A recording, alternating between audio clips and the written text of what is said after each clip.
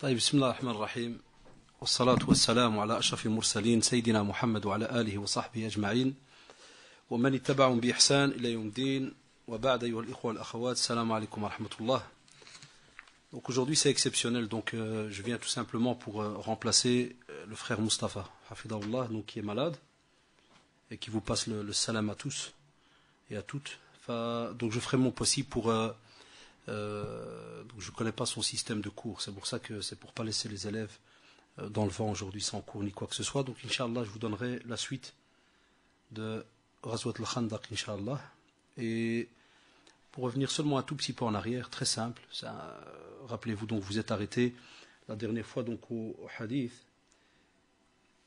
de Jabir ibn Abdullah, et vous rappelez que le prophète sallallahu alayhi wa sallam et ainsi que les compagnons ridwanullah alayhim, lorsqu'ils creusaient donc le Khandaq, ce fossé, eh bien c'est normal qu'il y avait donc la famine, et ça c'était quelque chose de régulier et très connu, que ce soit à la Mecque ou à Médine.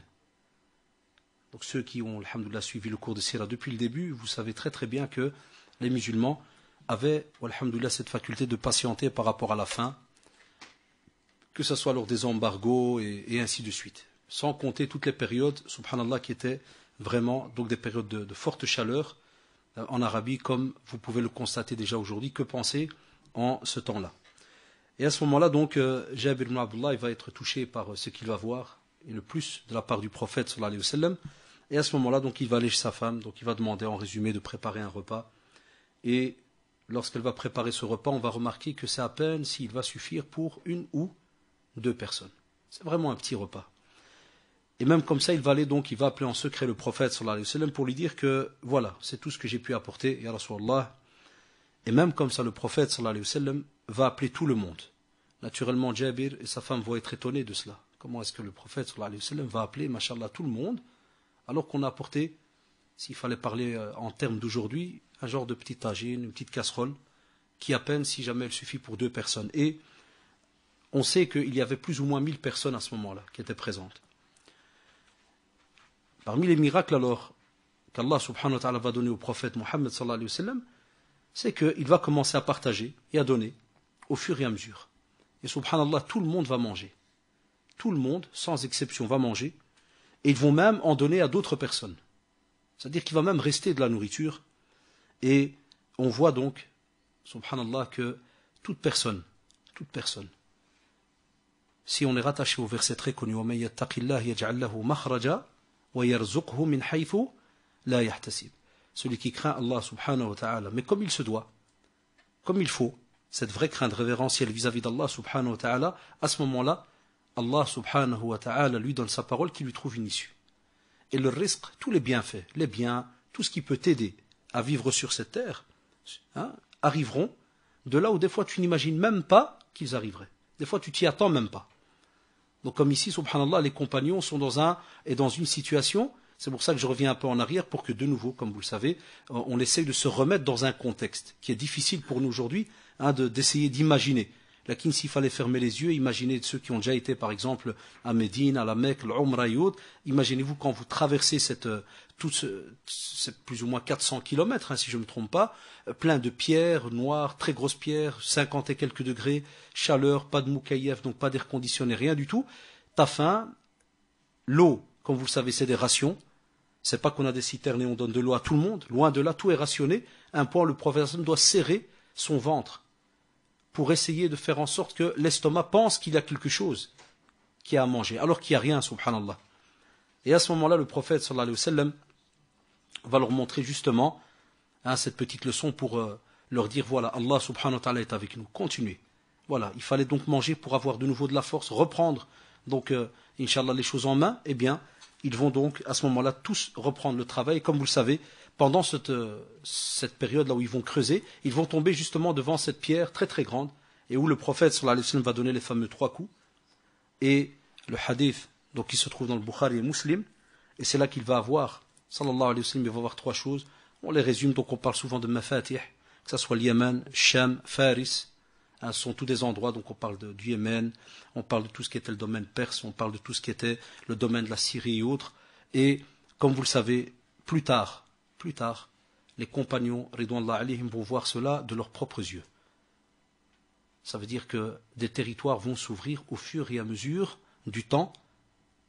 Et ça, c'était aussi de nouveau un autre aspect dans tout ce qui touche le domaine du miracle qu'Allah subhanahu wa ta'ala a donné vis-à-vis du prophète sallallahu alayhi wa sallam. Pas pour être quelqu'un qui voit dans l'avenir, loin de là. Al-Ghaib, la ya'lamuhu illallah subhanahu wa ta'ala. Lakin, étant donné qu'il est prophète sur terre et parle au nom d'Allah subhanahu wa ta'ala, Allah subhanahu wa ta'ala décide de donner des informations à qui il veut. Ici, il choisit son prophète sallallahu alayhi wa sallam. Et à ce moment-là, les compagnons vont voir cela de leurs propres yeux, comme ils ont vu ça depuis le début de la révélation. Chaque événement qu'il y a eu, wallah, ils ont vu des choses et des miracles de leurs propres yeux, sans des fois, entre guillemets, s'y attendre, au fur et à mesure. Et on va vous dire que la sourate, donc Al-Ahzab, et c'est bien de revenir donc vers cette sourate, les coalisés, pour justement ce passage dans lequel on est à partir du verset 13 jusqu'au verset 20, c'est là qu'on voit, subhanallah, comment vont être donc les hypocrites, et d'une manière claire, mais vraiment très claire face aux événements et tous ces miracles. C'est là que quand il y a ce genre de situation que tu vois les bons et les mauvais.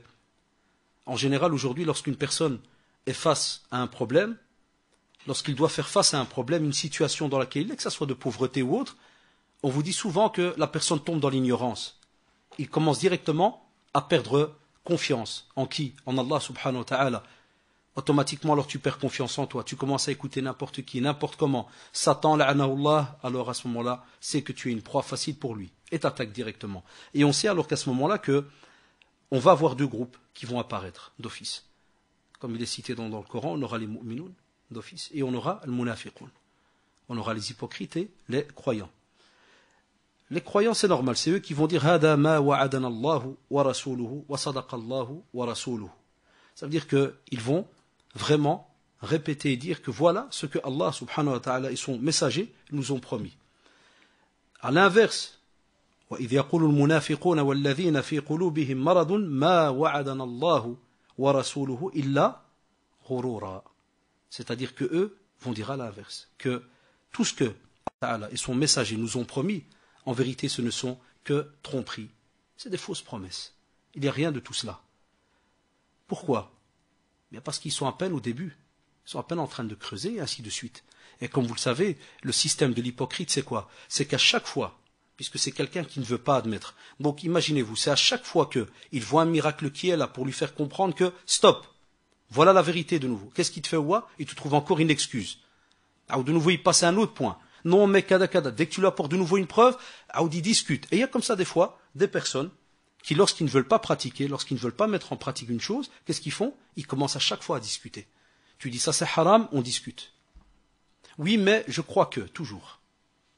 Et ça c'est un gros problème aujourd'hui lorsque on voit ici la leçon que nous donne le prophète sallallahu alayhi wa sallam, les compagnons ridwanullah alayhim, ils voient les choses directement. Tu dis hada ma wa'adana Allah wa rasuluhu, automatiquement. Pourquoi? Parce que ce verset sous-entend qu'ils ont entendu hada ma wa'adana, ça veut dire que c'est dans le passé, donc le prophète sallallahu alayhi wa sallam leur a donné certaines paroles, il y aura, il y aura, il y aura. Eh bien, ils le voient eux-mêmes de leurs propres yeux. Sami'na wa ata'na. Ils croient directement. Ils mettent en pratique et obéissent, donc, directement. Les hypocrites, qu'est-ce qu'ils ont commencé à faire à ce moment-là? Très simple. Certains parmi eux vont commencer à arrêter de creuser. Ils ne voudront plus creuser.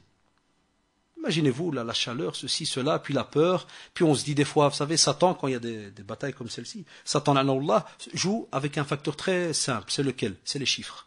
Et comme vous le savez, au début, les Qurayshites, chaque fois qu'on disait, par exemple, 300 et quelques chez les musulmans, qu'est-ce qu'on vous disait en face? 10 000, 100 000. C'est comme ça qu'on fonctionnait. C'était toujours des chiffres fois 10, fois 100, automatiquement. Donc, eux, d'office, la peur entre dans le cœur. Et à ce moment-là, automatiquement, dès que la peur entre dans le cœur, on a peur de la mort. Donc qu'est-ce qu'ils vont faire? Ils vont se dire non, on arrête de creuser. Certains à ce moment-là vont commencer à mentir. Il y en a qui vont commencer à dire est-ce qu'il ne vaut pas mieux que l'on retourne chez nous à la maison puisque nous avons laissé nos maisons sans protection? Nos demeures ne sont pas protégées. Est-ce qu'il n'y a pas moyen qu'on retourne? C'est mieux. À quoi ça sert qu'on reste ici?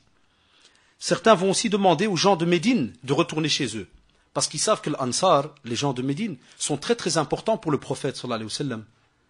Et vous savez, quand quelqu'un ouvre la porte à ce prophète qui a été jeté par les polythéistes de là, mais qui sont normalement ces fameux gens qui sont puissants, et toi tu viens, tu l'ouvres la porte, tu t'attends automatiquement que ces gens-là vont attaquer, n'est-ce pas? Et toi, subhanallah, tu viens et tu ouvres la porte, tu dis non, viens, ya Rasulallah. Vas-y, choisis. Choisis la demeure que tu veux, choisis les biens que tu veux, même les compagnons. Et ça, c'est encore un signe de fraternité encore plus immense. Et c'est ce qui a toujours fait peur aux Qurayshites.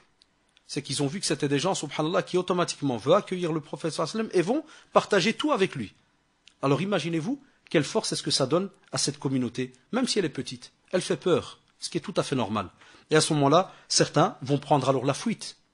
Al-Munafiq est celui naturellement, comme vous le savez, qui prend la fuite. Et c'est pour cela que, dans le hadith très connu, c'est parmi ce qu'on appelle les grands péchés.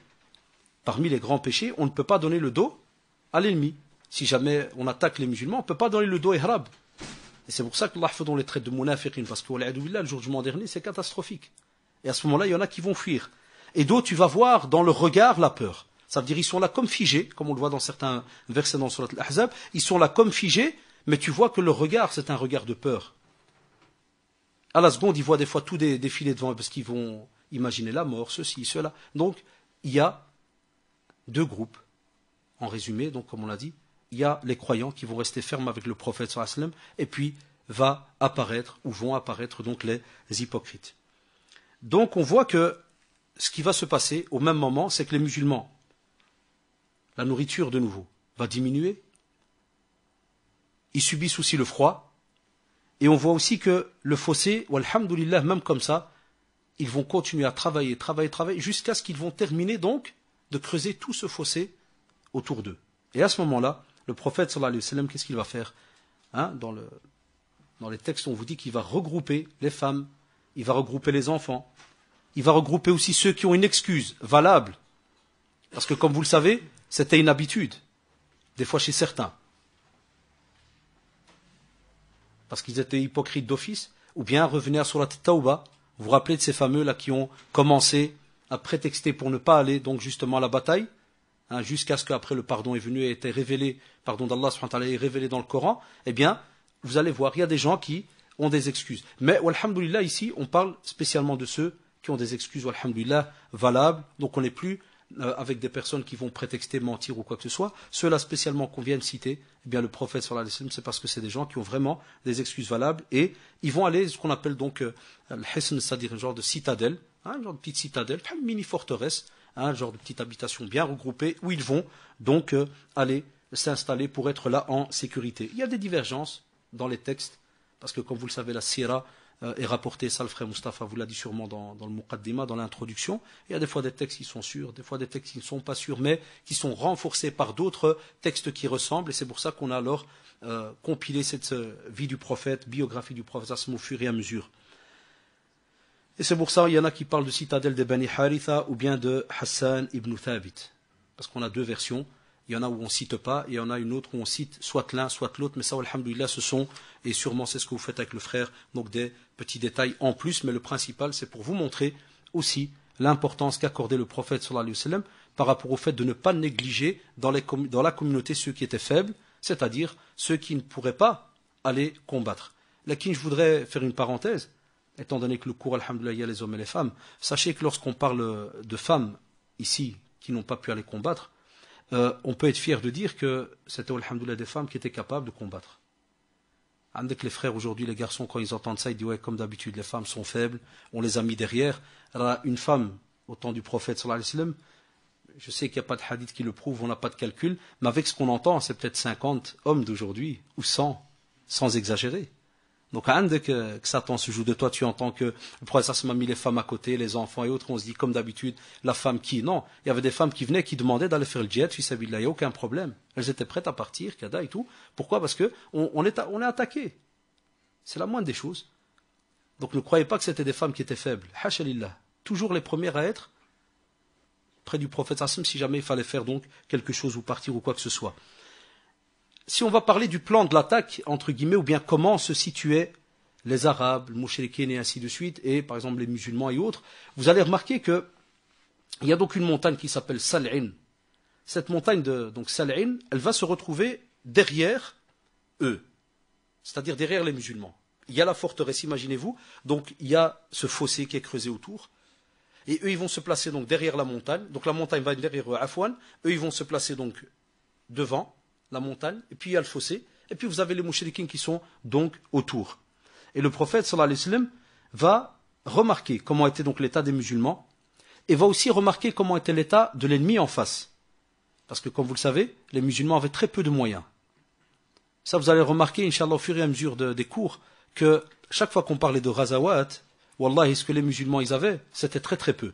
Ils n'avaient pas beaucoup. La plupart étaient à pied et lorsqu'on arrivait à l'apogée, tout ce qui était le domaine de cavaliers et autres, vous allez voir, c'est des fois des chiffres qui ne dépassent pas 500, 600, 700. Donc c'est très peu lorsque tu es face aux Qurayshites qui en général viennent avec des chevaux, chameaux et ainsi de suite, sans compter de l'armée qui arrive à pied et autres. Et à ce moment-là, donc, il va, sallallahu alayhi wa sallam, avoir une très bonne idée. Qu'est-ce qu'il va faire? Il va essayer d'affaiblir l'union des ennemis.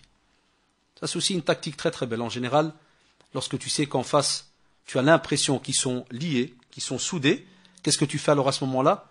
Tu vas essayer de trouver une solution pour savoir qu'est-ce qui se passe là-bas en face, à l'intérieur, et voir si justement cette union, est-ce qu'elle est vraiment sérieuse, ou bien comme d'habitude, il y a moyen de la casser. Et comme vous le savez, en général, c'est comme ça qu'on le voit dans notre religion, quand une union est faite dans le batil, dans le mal, quand c'est vraiment dans tout ce qui est mauvais, prenons l'exemple contemporain, quand des jeunes, des fois s'unissent pour le haram, est-ce que ça se termine comme il faut?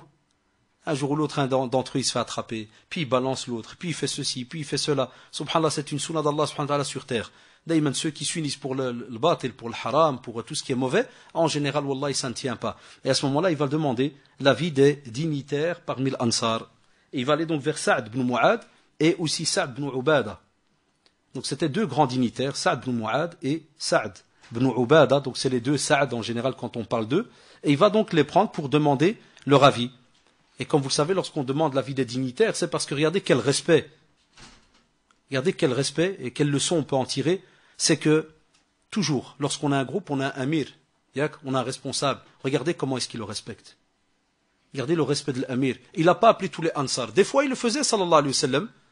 Des fois, pour certaines batailles, vous allez le voir. Il va dire, Ashiru alayhi. Il va leur demander, donnez-moi une idée, parlez. Donnez-moi votre avis. Et il va demander à tout le monde. Mais quand il y a des cas vraiment extrêmes et qu'il faut être très tactique, et il faut être quelqu'un très technique, à ce moment-là, qu'est-ce qu'il va faire? Il va apporter spécialement ceux qui, alhamdoulilah, sont doués d'intelligence et qui sont respectés par leur communauté. Pourquoi? Pour que si jamais il donne un ordre, c'est mis en pratique. On ne va pas commencer à discuter comme on le fait aujourd'hui. Aujourd'hui, l'amir, son rôle, même quand il est dans un groupe, dans une association ou autre, il faut être honnête, il a rarement du poids. Un responsable, quelque part, a rarement du poids. Il n'est pas respecté. Une personne, quand il vient dans un local, quand il vient dans une société, dans un travail ou autre, normalement, s'il est musulman, il respecte comment ça fonctionne. Ça, et si jamais c'est un petit comité qui est responsable, quand ils sont les frères sont responsables entre eux, et un amir, on le respecte. Et même si, regardez, quelle leçon on peut en tirer aussi, même si quelqu'un vient de l'extérieur et a besoin, il veut un avis, et nous, on appartient justement à une entité, est-ce qu'on commence à parler n'importe comment? Là, on lui dit, attends, on a un amir, Ajia Foulan, viens frère, c'est toi le responsable, tiens, donne un avis. Et on ne va pas demander à n'importe qui, étranger ou autre, vous savez, ce n'est pas de cette manière qu'on va décider. Et ici, mettez-vous, revenez de nouveau à ce khandaq, et imaginez-vous, subhanallah, qu'on est là avec un petit groupe de musulmans. Donc la décision, elle est grave, elle peut être fatale pour les musulmans. C'est pour ça qu'il va interpeller spécialement ces deux Sa'd, donc Ibn Mu'ad et Ibn Ubada, et à ce moment-là, il va parler donc de la demande de paix. Parce que Ghatafan, de nouveau cette tribu, c'est une tribu, donc Ghatafan, qui va venir justement pour demander, tu vois, subhanallah, ils vont avoir le culot quand même de venir demander, est-ce qu'il n'y a pas moyen donc de conclure un genre de pacte de paix, mais ils ne vont pas le demander comme ça sans rien du tout. Non, ils vont demander quelque chose en plus. Ils vont dire, voilà, vous nous donnez un tiers des cultures de Médine, et ce donc pour qu'ils ne participent pas à la guerre, et un pacte pour 1 an. C'est comme si toi tu as un jardin, tu as dedans par exemple des oliviers, et on va venir, on va te dire, tiens, si tu veux pas que je t'attaque, tu me donnes un tiers de ton jardin pendant 1 an. Chaque fois qu'il y a des fruits ou quoi que ce soit, c'est moi qui les prends, je fais avec ce que je veux, et ainsi de suite. Allahu Akbar, masha'Allah. Donc pour eux, subhanallah, c'est aussi un signe d'orgueil. Pour eux, ils étaient déjà clairs dans leur tête que l'affaire, elle est conclue. Si vous voulez pas qu'on vous coule encore plus, alors donnez-nous alors un tiers, et puis stop, on n'entre pas là-dedans. Mais ils ne savent pas que la réponse qui va venir, subhanallah, très très belle. Les deux Sa'd vont parler, et vont dire non, wallahi, Wallahi ya Rasulallah, tu ne leur donnes rien. Pourquoi? Ils vont dire que quand on était dans la jahiliya, dans la période donc de l'ignorance pré-islamique, dunya on l'a pas donné. Quand ils venaient chez nous, certaines personnes pour faire des menaces ou quoi que ce soit, ou des marchandages et autres, alors que ça nous appartient, wallahi on leur donnait rien du tout. Et maintenant qu'il y a l'islam, comment accepter ça? Impossible. Comme pour dire wallah, mais ils prennent quelque chose. Rien du tout, ni un tiers, ni zéro, ni ni rien du tout. Et le prophète sallallahu alayhi wa sallam, qu'est-ce qu'il va faire alors? Il va arrêter toute signature, tout pour parler avec donc Al-Harith Al-Ghatafani. Al-Ghatafani, c'est parce qu'il est de quelle ville on a dit? Quel village? De Ghatafan. Enfin, donc il s'appelle Al-Harith. Et il est le chef des Bani Murra. Donc c'est le chef des Bani Murra. Et quand vous entendez Bani, donc c'est toujours en général pour vous rappeler que c'est une Qabila, donc c'est une tribu, qui fait que chacun d'entre nous doit comprendre qu'au temps des Arabes, ils avaient un respect immense par rapport à celui qui allait parler. Donc pas n'importe qui ne parlait, loin de là. Et lorsqu'on dit que pas n'importe qui ne parlait, c'est-à-dire que une fois que l'un est venu comme ambassadeur pour parler et dire qu'il n'y a plus rien, il retourne et à ce moment-là, qu'est-ce qui se passe?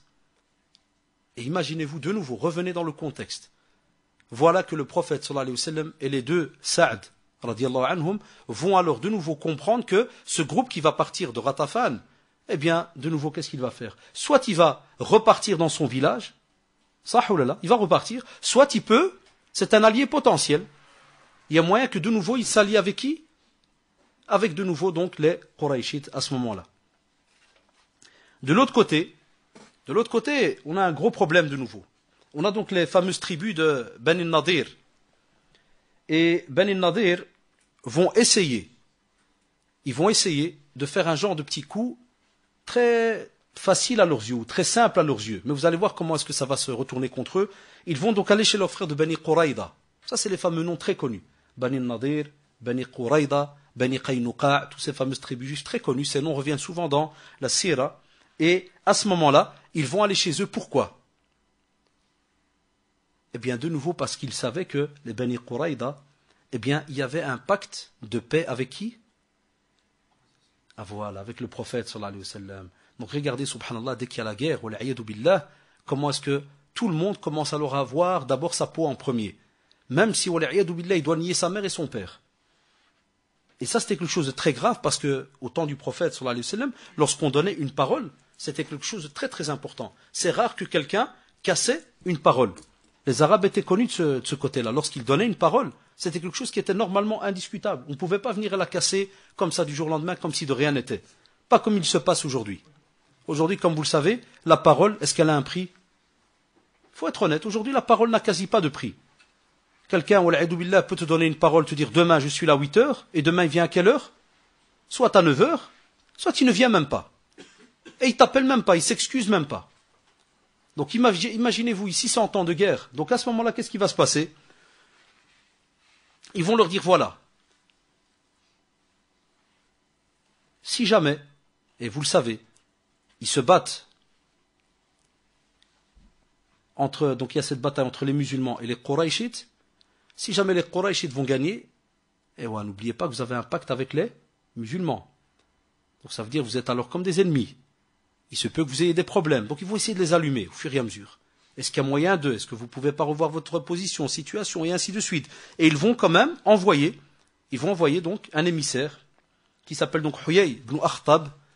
Donc Huyay ibn Akhtab va aller chez Ka'b ibn Asad. Et celui-là, il est de Bani Quraïda. Ka'b ibn Asad, c'est un des Bani Quraïda. Donc, le premier, il est de Bani Nadir. Donc on a dit, il s'appelle Huyay ibn Akhtab. Et donc il va aller chez Ka'b ibn Asad. Et à ce moment-là, donc il va arriver chez lui pour lui faire changer d'avis. Et il va discuter longuement avec lui et il va lui faire comprendre. Laisse tomber ce pacte. Laisse tomber cette parole que tu as donnée au prophète, sallallahu alayhi wa sallam. Et il va même lui proposer que, et ça c'est très drôle, subhanallah, dans les textes de Sira, mais je t'arrive que, subhanallah, c'est un peu comme si certaines personnes sentent que les choses ne vont pas se passer d'une manière très très facile. Parce qu'on va remarquer dans les textes que ceux de Bani Nadir vont dire à ceux de Bani Quraïda, écoutez, si jamais la bataille se passe et qu'il y a un problème, on a notre petite citadelle à nous, notre petite forteresse, et si jamais ça tourne mal, qu'est-ce qu'on fait? eh bien vous venez chez nous et vous êtes protégés chez nous. C'est comme si, subhanallah, il sentait déjà que, parce que normalement quand quelqu'un il a une confiance totale, est-ce qu'il dit ce genre de phrase? Abadan, abadan wallahi. Mais ils savaient de quoi étaient capables, donc les musulmans, une fois qu'ils avaient la foi comme il se doit. Donc ils vont commencer à pactiser et à les allécher, leur dire, écoutez, c'est rien. Venez, vous n'avez rien à perdre, comme pour dire, viens, tu te bats avec nous. Si jamais on perd ou quoi que ce soit, on a, alhamdoulilah, notre petite forteresse. Vous venez avec, vous cachez chez nous, et l'affaire, donc, elle est clos, il n'y a pas de problème. On va vous dire, ce fut un jour très difficile pour les musulmans. Mettez-vous à la place. On vient chez vous, et on vous dit que, par exemple, tel groupe qui a fait un pacte avec vous, et qui ne va pas vous attaquer, ne va jamais vous embêter. Toi, alors, psychologiquement, comment tu es? T'es apaisé ou pas? Donc ta tête, ton cerveau, ne pense plus à eux. C'est comme si maintenant dans la rue, on te dit, tu te rappelles telle famille là, que chaque fois que tu passais, ils te mettaient un barrage. Eh bien, sache qu'à partir de demain, il n'y a plus de barrage, il n'y a plus rien. Comment est-ce que tu passes dans la rue? Tu passes à l'aise, yak. Donc regardez, quel ibtila, quel examen, de nouveau les musulmans, subhanallah, vont subir. Donc vous comprenez pourquoi est-ce que souvent dans les textes, et c'est pour ça que nos jeunes ne sont pas au courant des fois du pourquoi vous entendez que tel et tel compagnon a reçu le paradis. Et on parle de martyrs, de ceci, de cela, parce que wallah, ce sont des situations que, narjullah subhanahu wa ta'ala, que si jamais on se retrouve face à cette situation, qu'on arrive à rester des gens qui sont vraiment fermes sur leur position. Parce qu'on vient chez vous, et comme disent alors donc les historiens, donc ils vont avoir, subhanallah, cette nouvelle entre les mains. Ils vont apprendre qu'effectivement, donc les juifs donc, de Bani Quraïda et Bani Nadir vont rompre le pacte. Ils vont déchirer le pacte, ils vont le rompre, et à ce moment-là, il y a encore une autre crainte qui va venir. Allah, et quand tu lis ça, subhanallah, t'as mal au cœur et tout, bien, tu as la peur à leur place alors que ça s'est passé déjà il y a 1000 et quelques années. Qu'est-ce qui se passe? Il faut de nouveau remettre les villages dans leur contexte. Les Bani Quraïda et Bani Nadir, on vous dit que les villages, ils étaient derrière la montagne, donc ils pouvaient venir de où?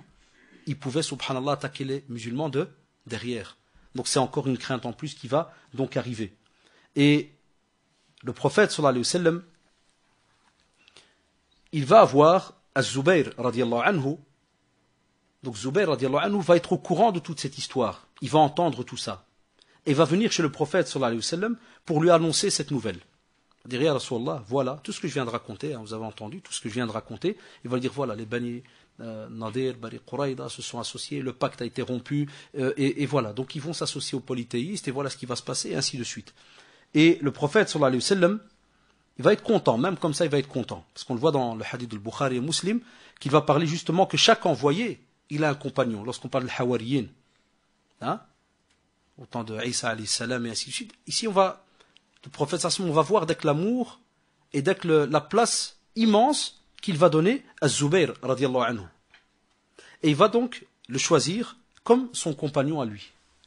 Et c'est pour cela que Az-Zubayr, radiallahu anhu, il a une place donc élevée et très belle auprès du prophète sallallahu alayhi wa sallam, mais il va aussi par ce qu'il vient de faire là, et on le va voir plus tard le pourquoi et le comment, avec ce qu'il vient de faire là, il va, walhamdulillah, faire en sorte que les musulmans ne vont pas se faire surprendre. Et ça c'est important dans le domaine tactique. Pourquoi? Parce que quand psychologiquement, tu sors de la maison ici, et la personne là-bas va sortir te faire un barrage, est-ce que tu sors habillé d'une certaine manière? Est-ce que tu prends avec toi quelque chose?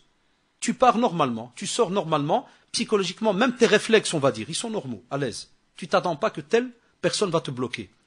Mais le prophète, vous comprenez pourquoi il était content? Parce qu'à ce moment-là, de nouveau, en tant qu'amir, en tant que personne qui va s'occuper du moral des troupes, il va donc retourner chez eux pour justement voir comment est-ce qu'il y a moyen de faire en sorte que ces gens-là, et tout le plan qu'ils ont fait, eh bien de nouveau tout tombe à l'eau.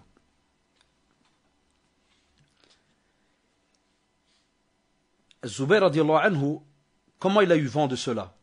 C'est parce qu'en passant, donc sans déjà compter tous les blablas qu'on entend, tous les dits, hein, il va remarquer aussi qu'ils étaient en train de renforcer et de retaper leur citadelle. Et ça, en général, tu ne fais pas ce travail-là quand, normalement, tu n'as peur de rien et de personne. Quand personne ne va te faire quoi que ce soit, et que soi-disant tu as un pacte, tu es à l'aise, tu es loin, tu es tranquille, qu'il n'y a rien du tout. Pourquoi est-ce que tu viens et tu fais tout ce remue-ménage, et on va même... Et ça, c'est très drôle chez les Arabes. C'est quand tu vois que les gens commencent à ramasser ou à plutôt regrouper les bêtes. Alors ça, c'est vraiment quand il y a la peur la plus la plus élevée. Pourquoi? C'est comme si, subhanallah, toi tu es un garage avec plein de voitures. Et dès que tu sens qu'il va y avoir une inondation dans le quartier ou un problème, par exemple, dans le quartier, qu'est-ce que tu fais? Une des choses directement que tu as un investissement ou pas entre les mains? C'est lequel? C'est lequel d'après vous? C'est tes voitures, ton garage. Qu'est-ce que tu fais? T'appelles les amis, écoutez les gars, venez aider, on va enlever donc les voitures d'ici. Comme ça, s'il y a un problème, alhamdoulilah, au moins eh bien, c'était leur capital. Un chameau dans le désert, une bête dans le désert en Arabie, c'est quelque chose qui n'a pas de prix. C'est très très cher. Alors le fait que les musulmans voient justement ce genre de va-et-vient, ils savent alors automatiquement qu'il y a quelque chose qui est en train de se tramer. Parce qu'on ne ramasse pas, on ne regroupe pas à fond les bêtes, et on ne commence pas à renforcer les habitations et autres, sans aucune raison valable, comme vous allez le voir. Et le prophète, pour être sûr, il va envoyer Sa'd ibn Mu'ad et Sa'd ibn Ubada, les deux Sa'd, radiallahu anhum. Il va aussi envoyer Abdullah ibn Rawaha et Khawwat ibn Jubayr. Ces quatre compagnons, donc Sa'd ibn Mu'ad et Sa'd ibn Ubada et Abdullah ibn Rawaha et Khawwat ibn Jubayr, il va les envoyer chez les Bani Quraïda. Et ils vont aller chez les Bani Quraïda et ils vont leur parler. Et pendant qu'ils vont leur parler, pour voir un peu qu'est-ce qui s'est passé, c'est là qu'ils vont remarquer, comme je disais tout à l'heure, ils vont remarquer que le pacte a été déchiré. Ceux qui ont suivi Sira, donc ils envoyaient toujours un émissaire. Vous savez la fameuse histoire, écrit Bismillah ar-Rahman ar-Rahim, non j'écrirai Bismillahum, toutes ces petites histoires que eux, subhanallah, ils aimaient bien leur montrer que non, on fonctionne d'après notre système et ainsi de suite. Donc tout était écrit. Donc, ces compagnons d'Allah alayhim, ils vont remarquer que le pacte est déchiré. Donc là, ils vont avoir la certitude que effectivement, ces gens-là, ils ont rompu le pacte. Et à ce moment-là, ils vont remarquer qu'il y a une tribu, d'après une riwaya, d'après donc une des chaînes de transmission ici, même si de nouveau il y a des savants, des historiens qui divergent là-dessus, mais on dit que les Bani Sa'aya ne vont pas accepter le pacte avec les Bani Quraïda et les Bani Nadir. Ils vont rester à l'écart. On dit qu'ils ne vont pas combattre avec eux. Donc ils vont se retirer. Et ils vont rejoindre alors les musulmans. Donc ils ne vont pas rentrer dans ce pacte-là. Certains musulmans qui vont apprendre cela, de nouveau, je le dis toujours, il faut revenir au contexte. Certains musulmans qui vont apprendre ça, parce qu'au début, je vous ai dit, c'est des rumeurs. On a entendu que, Zubayr radiallahu anhu a vu que. Mais une fois que ses compagnons vont revenir, ils vont dire, Wallahi, sah, c'est vrai. Ils ont rompu le pacte. Ils se sont associés aux Qurayshites. Déjà que le groupe de Quraysh, il est conséquent. Rajouter les Bani Quraïda, les Bani Nadir et ainsi de suite, c'est catastrophique. C'est normal que les musulmans donc vont avoir peur de leurs proches. Pourquoi? Eh bien, il ne faut pas oublier que les musulmans avaient des proches qui habitaient, où ça? À Bani Quraïda. Ah ouais, ce sont des villages qui sont là autour de Médine. Et donc, c'est normal que toi, tu as de la famille, par exemple à Anderlecht, tu as de la famille à Scarbeck et ainsi de suite. Tu as de la famille qui est éparpillée. Donc eux aussi, ils avaient de la famille, subhanallah, éparpillée dans certains villages. Et là, de nouveau, la crainte et la peur va de nouveau revenir dans les rangs. Pourquoi? Parce que chaque personne va se dire, Allahu Akbar, au début, il y allait avoir une bataille, Bani Quraïda, Bani Nadir, tranquille, il n'y a rien, il y a des pactes, on est là, il n'y a pas de problème. Du jour au lendemain, ils nous quittent, ils vont nous attaquer à nous. Comment voulez-vous qu'ils fassent alors avec notre famille? Est-ce qu'ils vont être cléments vis-à-vis d'eux? Donc de nouveau, la peur va retoucher donc les troupes. Et à ce moment-là, comme on le voit aussi dans le verset 11 dans Surat Al-Ahzab, ils vont être secoués. Wallah, ils vont être fortement secoués et d'une dure secousse, parce que c'est pas facile. C'est comme si, subhanallah, tu as l'impression que tout ce que tu avais comme allié, tous ceux qui étaient là pour t'aider, commencent à partir l'un après l'autre. Qu'est-ce qui reste à ce moment-là? Et c'est pour cela qu'on les a appelés l'Ahzab, donc les coalisés. Donc il y a déjà les coalisés, toutes ces fameuses tribus qui ont fait ce pacte entre eux. Zid ben Quraïda rajoute, sans oublier les hypocrites. Ceux-là, des fois, tu sais les mettre dans aucune catégorie. Ceux-là, un jour, il est avec toi, le lendemain, de nouveau, tu le trouves en face. Il est parti. Donc, subhanallah, les musulmans, à la fin, ils se disent, qu'est-ce qui se passe? Tout le monde qui commence donc, entre guillemets, à pactiser, certains qui quittent, qui partent, et bon, walhamdoulilah, pour nous, les musulmans, c'est quelque chose d'important. Pourquoi? Parce que c'est comme le gharbel.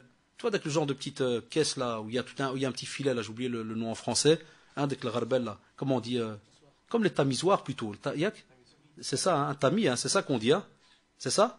Donc, t'imagines, on mettait avant nos mères, là, ils mettaient la farine dedans, hop, hop, hop, et puis descend tout ce qui est bon, reste au-dessus, ce qui est donc mauvais. Eh bien, nous, on doit toujours avoir ce regard-là, de se dire, alhamdoulilah, des fois dans un groupe, il peut toujours y avoir cela.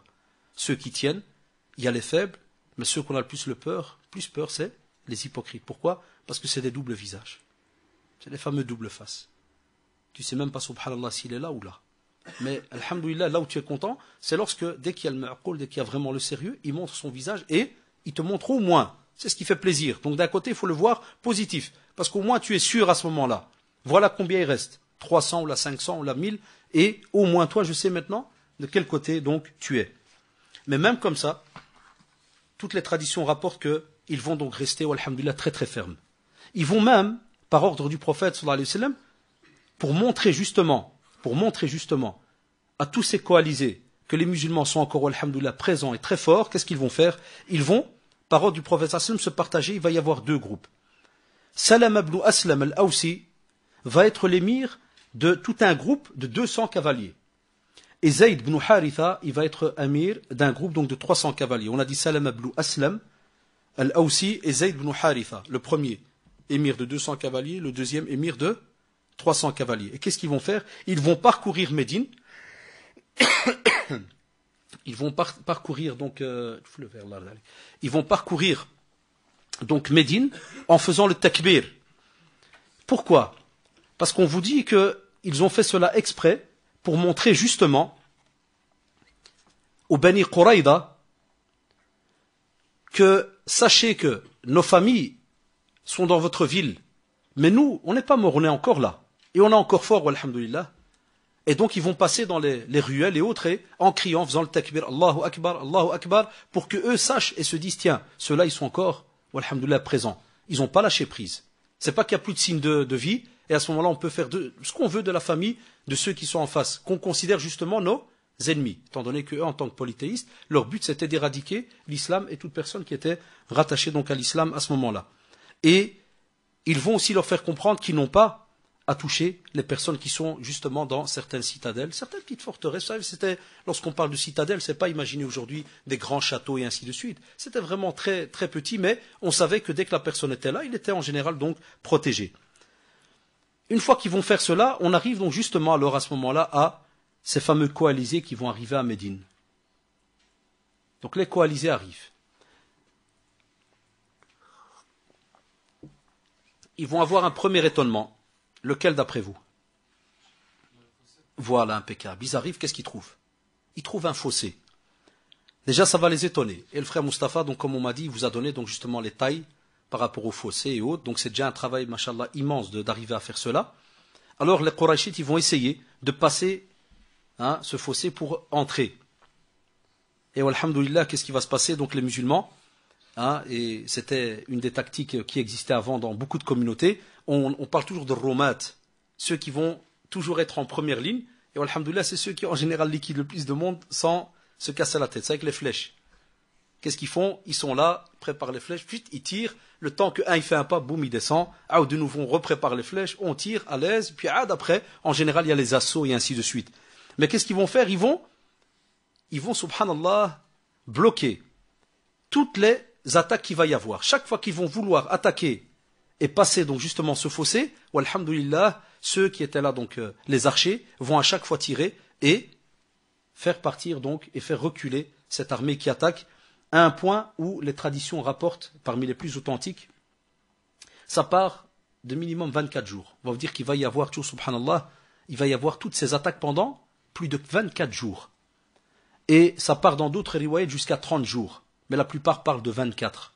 Et imaginez-vous, billah alaykoum, 24 jours, et de nouveau, Allah alaykoum, revenez au contexte. Revenez au contexte. Chaleur, privation, peur, pas de nourriture, famille qui est éparpillée à gauche à droite, et tu sais que, mashallah, de l'autre côté, il y a un groupe immense, donc il faut que le moral des troupes y tienne. Sahulala. Il faut que le moral des troupes tienne. Donc c'est pas quelque chose de facile. C'est pour ça, parmi donc les sourates, lorsqu'on dit de lire la sourate Al-Ahzab, les coalisés, c'est pour vous montrer justement comment ce prophète, sallallahu alayhi wa sallam, comment ses compagnons, ridwallah alayhim, que des fois on connaît à peine, qu'on respecte à peine, regardez comment est-ce qu'ils ont apporté l'islam sur un plateau en or, jusqu'à aujourd'hui. Et à ce moment-là, qu'est-ce qui va se passer? Il va y avoir 6. Et ça, c'est une version qui est mu'allaqa, mais bon, je ne veux pas rentrer dans les détails, parce que dans Sira, il y a des cours très très méticuleux par rapport à tout ce qui est le domaine des traditions, jusqu'où elles arrivaient. Des fois, tu as des traditions, par exemple, qui s'arrêtent avant même d'arriver au prophète, sallallahu alayhi wa sallam. Et on va te dire que dans une des versions rapportées par Tabari et Ibn Ishaq, ils disent que 6 sont passés. On va vous dire que Ali radiallahu anhu va tuer Amr ibn Abd Woud. Il va en tuer un. Et Zubair radiallahu anhu va tuer Nawfal al-Makhzoumi. Pourquoi on donne ce détail? C'est pour vous dire que lorsqu'on est comme ça en temps de guerre, vous allez remarquer ça dans les Ghazawat souvent. Qu'est-ce qu'ils faisaient souvent donc les Arabes? Il arrivait qu'il y ait un simple combat d'homme à homme, direct. Voilà. Et ça, c'était quelque chose de très très important, parce que ça montrait déjà la force. Et si tu arrivais déjà à, par exemple, en tuer un ou deux, en faisant ce qu'on appelle donc un combat vraiment honnête, donc il n'y a pas de lâcheté ni quoi que ce soit, c'est un genre de légitime défense, voilà, on t'attaque, eh bien à ce moment-là, en face, ça donne déjà un genre de, on va dire, pas de garantie, mais on va te montrer comment est-ce que ceux-là que tu veux attaquer, là, comment est-ce qu'ils sont? Est-ce qu'ils sont faibles? Non, wallahi, parce que tu l'as envoyé, mashallah alik, parmi les meilleurs de ton armée, parce que les Arabes avaient l'habitude de mettre devant. Donc en général, quand il y avait des cavaliers et autres, c'était souvent les tout grands. C'était les tout grands combattants, ceux qui étaient habitués à combattre. Et puis on envoie souvent les tout faibles, comme vous le savez, à pied, avec leurs petites flèches et compagnie.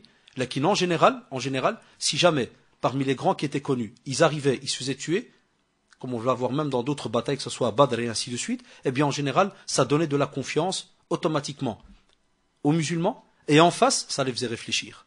Et on va vous dire alors à ce moment-là que les trois autres, dès qu'ils vont voir ça, ils vont rebrousser chemin. Vous direz, ah là, stop. Mais je vous dis, ça c'est une simple parenthèse, parce que la plupart des historiens rapportent ce passage, mais comme vous le savez, il est mu'allaq, donc il y a des fois des traditions qui sont pas sûres et ainsi de suite, mais ce n'est qu'une parenthèse. Et à ce moment-là, on vous dit que la guerre des flèches va continuer, comme j'ai dit, pendant plus de 24 jours, à un point où, un jour, les musulmans, donc comme il est rapporté dans Al-Bukhari, ils vont même devoir, subhanallah, prier la prière de l'Asr après le coucher du soleil. Tellement qu'il n'y avait même pas moyen d'arrêter. Même pas moyen. Donc imaginez-vous, subhanallah, hasbunallah wa ni'mal wakil. Ça veut dire minute après minute, donc quasi 24 sur 24. Ils sont là derrière chaque fois. Un groupe envoie, l'autre envoie, et ainsi de suite. Donc à un point où ils vont même donc reporter et retarder la prière donc de l'Asr jusqu'après Al-Ghurub. On parle même dans certaines traditions de 3 morts chez les mouchriquines et de 6 shuhada donc chez les musulmans. Et parmi eux on dit Sa'd ibn Mu'adh, parce que Sa'd ibn Mu'adh radiyallahu anhu, celui donc qui avait assisté dans les discussions et autres, rappelez-vous, Sa'd ibn Mu'adh, lorsqu'il va être blessé, on va donc le placer à la mosquée, et le prophète sallallahu alayhi wa sallam va chaque fois lui rendre visite, parce qu'il était donc fortement blessé. Il y avait quelqu'un qui s'occupait de lui, et il va mourir donc après la ghazwa de Bani Quraïda. La ghazwa de Bani Quraïda, Inch'Allah, sera sûrement le cours prochain avec le frère Mustafa, parce qu'elle est dans la même année. Elle vient juste après celle de l'Khandaq, la 5e année de l'Hégire, pas oublier. Et à ce moment-là, une très belle histoire, on dit que Sa'd ibn Mu'adh radiyallahu anhu avait invoqué Allah subhanahu wa ta'ala de pouvoir combattre le mushrikin lors d'une bataille, de pouvoir les combattre. Lors d'une bataille laquelle lui pensait qu'il allait avoir, donc justement cette Ghazwat al-Khandaq, il pensait qu'il allait avoir justement, et qu'il allait pouvoir avoir donc des face-à-face, des batailles et ainsi de suite. Mais, comme vous le savez, il n'y aura pas de bataille. Comme on le voit dans l'histoire, il ne va pas y avoir de bataille. Et donc, Sa'd ibn Mu'adh radiyallahu anhu avait donc invoqué Allah subhanahu wa ta'ala, et on sait alors que juste avant la Ghazwa donc de Bani Quraïda, donc elle va se faire et autres, il ne va pas pouvoir donc y assister, et donc il va mourir radiyallahu anhu.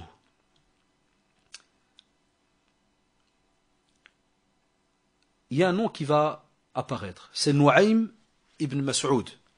Nu'aym ibn Mas'ud, celui-là il va radiyallahu anhu, mais pourquoi est-ce que je dis radiyallahu anhu après? C'est plus pour vous mettre un peu, pour que vous vous dites, tiens, comment se fait-il? Eh bien, il y a un simple petit détail, c'est que Nu'aym ibn Mas'ud radiyallahu anhu, il va arriver chez le prophète sallallahu alayhi wa sallam, mais il n'était pas musulman encore. Et il va se convertir à ce moment-là. Tout subhanallah. Il va arriver donc chez le prophète sallallahu alayhi wa sallam pour se convertir. Et mahabbatan fi Rasul sallallahu alayhi wa sallam, par amour pour lui, il va lui dire, Ya Rasulallah, tu me demandes, donc il va lui proposer au prophète, il dit, tu me demandes de faire tout ce que tu veux, ordonne-moi tout ce que tu veux. Et le hadith, il est donc dans Al-Bukhari, c'est le fameux hadith qui se termine, fa inna al-harb khud'a. Quand on parle de l'harb khud'a, donc lorsque tu fais des fois, lorsqu'il y a une guerre et autres, des fois il y a des petits subterfuges, tu as le droit. Tu as le droit de faire des petites arnaques et autres pour arriver des fois à des fins, pour pouvoir sauver donc les musulmans et autres. Mais cela, alhamdulillah, comme on le sait, dans les limites de la religion, dans les limites prescrites. Et donc il va proposer au prophète, sallallahu alayhi wa sallam, il va dire, Ya Rasulallah, voilà, je viens me convertir. Et étant donné, c'est ça qui est bien, il vient d'en face. Et donc, il va leur proposer au prophète, sallallahu alayhi wa sallam, voilà, tout ce que tu veux. Le prophète, sallallahu alayhi wa sallam, on sait que les mouchriquins, ils ne savaient pas alors que Nu'aym ibn Mas'ud était devenu musulman. Pour eux, il est mouchrik, ça ou là. Ils ne sont pas au courant. Pour eux, il les a quittés pour aller quelque part, donc pour eux, il n'est pas musulman. Et à ce moment-là, donc, il va l'envoyer, et il y a, subhanallah, une belle petite histoire, qu'est-ce qu'il va faire? Il va aller donc chez les Bani Quraïda. Vous allez voir comment ça marchait en ce temps-là. C'est très beau. Quand tu le lis, c'est très beau. Il va aller chez les Bani Quraïda et il va leur dire, vous savez quoi? Ne combattez avec les Quraïchites que si jamais ils vous donnent des personnes en gage. S'ils vous donnent des personnes de chez eux en gage, à ce moment-là, vous combattez avec eux. Vous savez pourquoi? Parce que si vous n'avez rien entre les mains, si jamais vous faites le combat et qu'il y a des problèmes, les Quraïchites, qu'est-ce qu'ils vont faire? Ils vont harab et ils vont vous laisser. Ils vont vous laisser vous massacrer. Eux, ils n'ont rien à perdre. Eux, c'est une grosse tribu. Les Arabes, les Quraïchites, alhamdoulilah, ma'roufin. Il va leur dire non. Il va leur dire, si j'étais vous, et comme vous le savez, je suis des vôtres, mais eux, ils ne savent pas qu'il est devenu musulman. Il dit, je suis des vôtres, il n'y a pas de problème. Vous allez et vous leur demandez de prendre des personnes en gage. Il y a une garantie. C'est comme s'il y a quelqu'un qui te propose un business et puis il te fait, wa salam alaikum. Non. Tu viens avec moi jusqu'au bout. Comme ça, s'il y a un problème, tu es là. Pas après, il y a un problème, tu me dis, ah, je te connais pas, ou là, j'ai pas pu venir, ou quoi que ce soit. Et à ce moment-là, qu'est-ce qu'il va faire? Et il va aller donc chez les Quraïchites, et va leur dire, est-ce que vous êtes au courant que les Bani Quraïda, ils ont regretté d'avoir cassé le pacte? Ils vont dire, comment ça? Ils ont regretté d'avoir cassé le pacte. Donc, je vous propose quelque chose. Et il va leur dire, sachez qu'ils se sont arrangés avec le prophète sallallahu alayhi wa sallam pour qu'il enlève de chez vous certaines personnes, pour qu'ils les prennent donc en gage. Donc ils veulent certaines personnes parmi vous, et qui plus est les plus respectées. Donc il va allumer les chefs.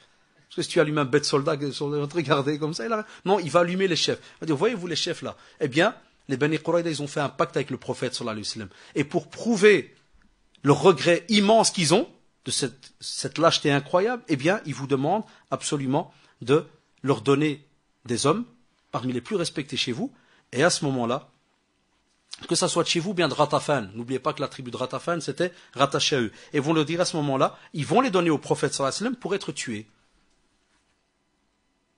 Et à ce moment-là, une fois qu'ils vont être tués, eh bien ça, c'est la seule chose qu'ils peuvent faire pour que leur péché et leur regret soient expiés. Donc, si vous êtes malin, qu'est-ce qu'il faut faire? Vous leur donnez quelque chose ou pas? Qu'on leur donne rien du tout. Ah, c'est comme ça que ça se passe. Qu'est-ce qu'il a fait? Il leur a dit, wa salam alaikum. Il les a quittés. Pour eux, c'est un simple mouchrik qui est parti. Lui, il est retourné, alhamdulillah, en tant que musulman, chez les compagnons, chez le prophète sallallahu alayhi wa sallam. Et à ce moment-là, qu'est-ce qui va se passer? Alors, imaginez-vous dans les rangs en face. Les historiens disent automatiquement, dès la première minute, le doute commence à s'installer. Chaque fois, un, il regarde l'autre. Ok.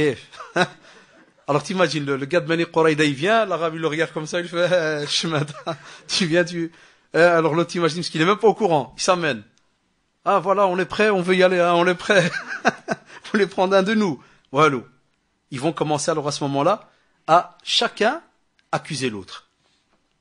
Chacun va accuser l'autre de vendu. Ah, vous nous avez vendu, je ne suis même pas au courant. Comment ça, kada kada? Mais ben, on va vous dire alors la vérité, parce que nous, on est au courant que vous avez voulu nous faire kada kada. Et nous, ben, on va vous dire la vérité. On est au courant que vous avez voulu prendre des hommes chez nous. Et ils vont commencer, subhanallah, à s'attaquer entre eux. Il va arriver de nouveau un autre événement, que vous pouvez retrouver dans le verset 9 de surat Al-Ahzab. C'est une histoire qui a un rapport avec un miracle très très important qui va se produire durant donc, ces jours-là. C'est par rapport au vent et au froid. Très très important, subhanallah. On vous dit que Allah subhanahu wa ta'ala donc va envoyer le vent, très très fort. Un vent tellement incroyable que tu ne vois plus rien, tu ne sais même pas qu'est-ce. Et subhanallah, Muslim va rapporter donc de Hudayfa ibn al-Yaman un très beau hadith. Il va dire qu'il était avec le prophète sallallahu alayhi wa sallam. Et il y avait aussi les compagnons qui étaient là. Et comme d'habitude, je vous ai dit, il faut s'imaginer un peu le contexte, la peur, kada, la faim, ceci, cela, le nombre. Et il y avait un vent, comme il dit Hudayfa radiallahu anhu, un vent très très fort. Et le prophète sallallahu alayhi wa sallam va leur poser une simple question. Il va interpeller donc les compagnons, il va leur dire, est-ce qu'il n'y a pas quelqu'un qui pourrait nous apporter les nouvelles des mouchriquines? Qu'est-ce qui se passe chez les mouchriquines? Il n'y a pas quelqu'un qui peut se lever. Billah alaykoum. C'est drôle quand on le lit dans la qissa de Muslim, on se dit, aujourd'hui à nos yeux, qu'est-ce qu'on pourrait imaginer comme réponse, d'après vous? Que tout le monde va se lever? C'est normal. Le prophète m'a posé une question. Et il va même leur dire que si jamais un d'entre vous se lève, Allah subhanahu wa ta'ala fera en sorte qu'il soit avec moi le jour dernier. Masha'Allah, il n'y a pas meilleure compagnie. Ça? D'après vous, combien vont se lever? Qui peut donner un chiffre? Personne. Mais attention, pour pas que quelqu'un un jour ou l'autre vous arnaque par rapport, vous savez, il y a des fois certaines sectes ou certains mouvements religieux et autres qui peuvent, entre guillemets, s'attaquer aux compagnons, ainsi de suite, vous dire, sahaba, les soi-disant sahaba, personne. On leur offre le paradis, personne ne se lève. Je vais donner un simple argument, mais, alhamdoulilah, il n'est pas, c'est pas un argument de savant, hein, vous allez me comprendre directement. Aujourd'hui, tu as 2 frères à la maison, il y a une panne d'électricité, les plombs ils sont -1 à la maison. Il y a que dans une cave bourrée d'araignées et du charbon dans un coin, quand le père Mskini di'ar, qui d'entre vous est prêt à descendre à la cave? Vous avez déjà la réponse. Combien se lèvent et se battent pour y aller? Personne. Pourquoi je vous donne cet exemple? Parce que c'est naturel chez un être humain. Alors les compagnons, ridwallah alayhim, c'était pas des ma'soumines, hein? C'était pas des prophètes, ça restait des êtres humains. Radiyallahu anhum. Et wallahi al-adim, par rapport à tout ce qu'ils ont fait, un d'entre eux, comme on a entendu certains textes et autres, et certains machères qui ont fait des conférences là-dessus, on te disait un vaut 1000 hommes, un seul. Mais ici, subhanallah, il faut toujours remettre les choses dans leur contexte. C'est très très important de remettre les choses dans leur place. C'est pas facile. C'est pas facile, wallah, quand tu as le jour, la faim, la fatigue, 24 jours, tu es là, avec un petit groupe et en face, wal'iyadu billah, comme vous le savez, al-khamr, donc l'alcool et tout ce que vous voulez, tout ce que vous pouvez imaginer, wal'iyadu billah, de façade, il est en face. On va vous dire, billah alaykoum, qu'est-ce qu'ils vont faire? Et vous allez comprendre pourquoi. Le prophète, sallallahu alayhi wa sallam, regardez quelle clémence il a. Il ne s'est pas fâché sur eux. Il leur a pas dit, billah, subhanallah, c'est comme ça que ça se passe. Hein, monsieur haram alaykoum, kif. Moi, Rasulullah, sallallahu alayhi wa sallam, je vous donne l'ordre, personne n'obéit. Non, non, non. C'est pas pour rien qu'il était prophète et qu'il était leur amir, parce qu'un amir, un responsable de groupe, c'est quelqu'un qui sait gérer son groupe. C'est quelqu'un qui vit avec son groupe et qui sait qu'est-ce qui se passe, on en parlera après. Qu'est-ce qu'il va faire? Le prophète sallallahu alayhi wa sallam, il va désigner directement un. Il ne va même pas lui demander d'avis. Et ça, Allah, ça coupe la tête direct. Qui va choisir directement? Il va directement ordonner à qui? À Hudayfa, radiyallahu anhu. Hudayfa ibn al-Yaman. Il va faire, ya Hudayfa, tu vas et tu m'apportes des nouvelles de ce qui se passe en face. Hudayfa, radiyallahu anhu, il va te dire, wallahi, je me suis levé, je n'avais pas le choix. C'est tout. Pourquoi? Parce que dès qu'il y a un ordre qui vient du prophète, sallallahu alayhi wa sallam, wallahi al-adim, il n'y a aucune solution pour faire marche arrière. Au contraire. Et qu'est-ce qu'il va faire alors Hudayfa, radiyallahu anhu? Il va aller, il va dire que pendant que je marchais, c'est comme si j'étais dans un hammam. Tellement la peur et vous savez toute cette situation qui est là. Et tu vois rien, il dit donc dans la tradition, il dit, oh là, tu ne vois même pas, tu n'arrives pas à voir qui est là, ni quoi que ce soit. Et comment est-ce qu'on le voit? C'est qu'après, qu'est-ce qu'il va dire? Il dit, je m'approche, puis à un certain moment, il va voir un petit feu. Et il va voir Abu Sufyan en train de donner le dos au feu, en train de se chauffer. Fait froid. Et puis après, qu'est-ce qui va se passer? Hudayfa radiallahu anhu, alors que le prophète sallallahu alayhi wa sallam, dans le début de la tradition, quand il l'a envoyé, il lui a fait comprendre qu'il ne devait pas faire de problème. C'est-à-dire qu'il ne faut pas aller pour allumer en face ou bien faire une erreur et faire en sorte que soit ils te prennent ou bien ils attaquent. Mais tu vois, subhanallah, Hudayfa radiallahu anhu, il va se dire, il y a Abu Sufyan en face de moi. C'est une zirda. Ah, c'est pas tout le temps que tu as Abu Sufyan devant ta tête comme ça. Hein. Il dit même dans la tradition, j'ai même préparé une flèche. Comme pour dire, c'est tout, ça prend 10 secondes, pas que je tire la flèche, on est tranquille, Abu Sufyan, il n'y a plus. Et il dit, radiallahu anhu, je me suis rappelé ce que le prophète sallallahu alayhi wa sallam m'a demandé, de ne pas provoquer, de faire quoi que ce soit. Et qu'est-ce qu'il va faire? Il va alors à ce moment-là voir les troupes, qu'est-ce qui va se passer autre, et va revenir. Et dans une autre version, il y a un rajout, dans un autre hadith, il dit qu'il y avait tellement de vent qu'à un certain moment, Abu Sufyan et ceux qui étaient autour, ils vont remarquer que le feu, ça tient plus, parce que le vent va augmenter, tout. Il dit le feu, il tient plus. La vaisselle, ça saute partout, ça vole de partout. Et à un point où Abu Sufyan, il va dire que la plupart, il va le remarquer, que la plupart ont même commencé à déserter le champ de bataille. Subhanallah. Voilà pourquoi on dit que c'est un miracle. La plupart, dès qu'ils vont voir ruina qui va commencer, le vent, ceci, cela, il y en a même qui vont harab. Ils vont partir. Et Abu Sufyan, il va leur dire à ce moment-là, il va leur dire, demandez que chacun vérifie qui est assis à côté de lui, qui donne la main ou quoi que ce soit. Ah, mouchkila. Alash. Hudayfa radiallahu anhu, il était là. Enfin, dès qu'il a entendu ça, il a directement pris la main de un. Et direct, il a fait le jeu inverse. Au lieu que c'est l'autre qui lui pose la question, c'est lui qui lui a dit, qui es-tu? T'es qui toi que je te tiens la main là? Alors directement l'autre, ça fait, il a peur, il dit, non, je suis un tel fils d'un tel. Ah, Mzial, ça fait, allez, hop. L'autre, il va se dire, ça fait, on est tranquille, on est en sécurité, il n'y a pas de problème. Et à ce moment-là, donc il dit, il va prendre la main droite d'un d'entre eux, il va le... Et on vous dit que c'est ce qui va faire que Abu Sufyan va remarquer que c'est ruina totale. Ça veut dire tout est vraiment, c'est un champ de bataille sans bataille. Les historiens rapportent dans les différentes traditions qu'il ne reste plus rien. Tout est mrouwen, tout a sauté, a valsé partout et autres. Et il va vous dire que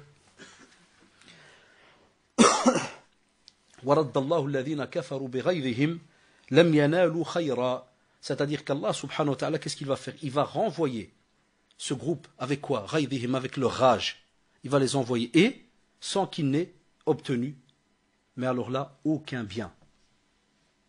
Ils repartent. Ils n'ont rien entre les mains. وَكَفَى الْمُؤْمِنِينَ الْقِتَالِ. C'est là la réponse. وَكَفَى الْمُؤْمِنِينَ الْقِتَالِ وَكَانَ اللَّهُ قَوِيًّا عَزِيزًا. Donc c'est là que Allah subhanahu wa ta'ala, donc là vous êtes dans les versets à peu près, si je ne me trompe pas, verset 25, et à ce moment-là, Allah subhanahu wa ta'ala va faire en sorte que cette bataille va s'arrêter. Les musulmans, alhamdoulilah, ne devront pas combattre à ce moment-là, ils vont donc s'arrêter, et on dit que, et c'est une tradition rapportée par Muslim, que le prophète sallallahu alayhi wa sallam invoquait aussi beaucoup Allah subhanahu wa ta'ala pendant qu'il y avait donc ce genre de hisar. Vous savez le hisar, si on pouvait imaginer, c'est quand tu as par exemple un groupe qui attaque et toi tu es bloqué dans un endroit. Enfin, tu es bloqué dans un endroit, tu ne sais plus où aller. Hein? Voilà, si ici vous avez le fossé qui est là et toi tu es au milieu. Eh bien le prophète sallallahu alayhi wa sallam faisait qu'invoquer Allah subhanahu wa ta'ala, et à un point où, lorsqu'ils vont voir cela les musulmans, et ça c'est encore un autre miracle, lorsque les musulmans vont voir cela, ils vont, subhanallah, être encouragés. Et ça va même encourager le prophète, sallallahu alayhi wa sallam, qui va dire, donc dans une tradition que l'on retrouve chez le Bukhari, il va dire que maintenant, à partir de maintenant, dorénavant, c'est nous qui allons les attaquer. Et ils ne nous attaqueront plus. C'est nous qui irons vers eux. Et c'est cette razwa qui va aussi faire en sorte que le système, le comportement et les réactions des musulmans vis-à-vis donc des mouchriquines qui étaient là, donc que ce soit les Mécois, va changer. Et ça, c'est un bel argument aujourd'hui. C'est un bel argument pour qui? Eh bien, c'est justement un bel argument pour ceux qui, des fois, pour vouloir attaquer des fois l'islam, vous disent que l'islam est venu par l'épée, l'islam a fait ceci, c'est de la barbarie, c'est ceci, c'est cela. On entend un tas de choses. Au contraire, wallahi, par cette razwa, si on la comprend, on voit que, subhanallah, Allah subhanahu wa ta'ala va faire en sorte qu'ils vont avoir le moins de pertes possible. Et ils vont rester. Donc les musulmans ne sont pas sortis comme on va le voir dans les autres batailles. Au contraire, en faisant cela, ils ont montré qu'ils ne voulaient pas batailler. Ils sont restés là. Mais que s'il faut faire, ou s'il faut rentrer en guerre, il n'y a pas de problème.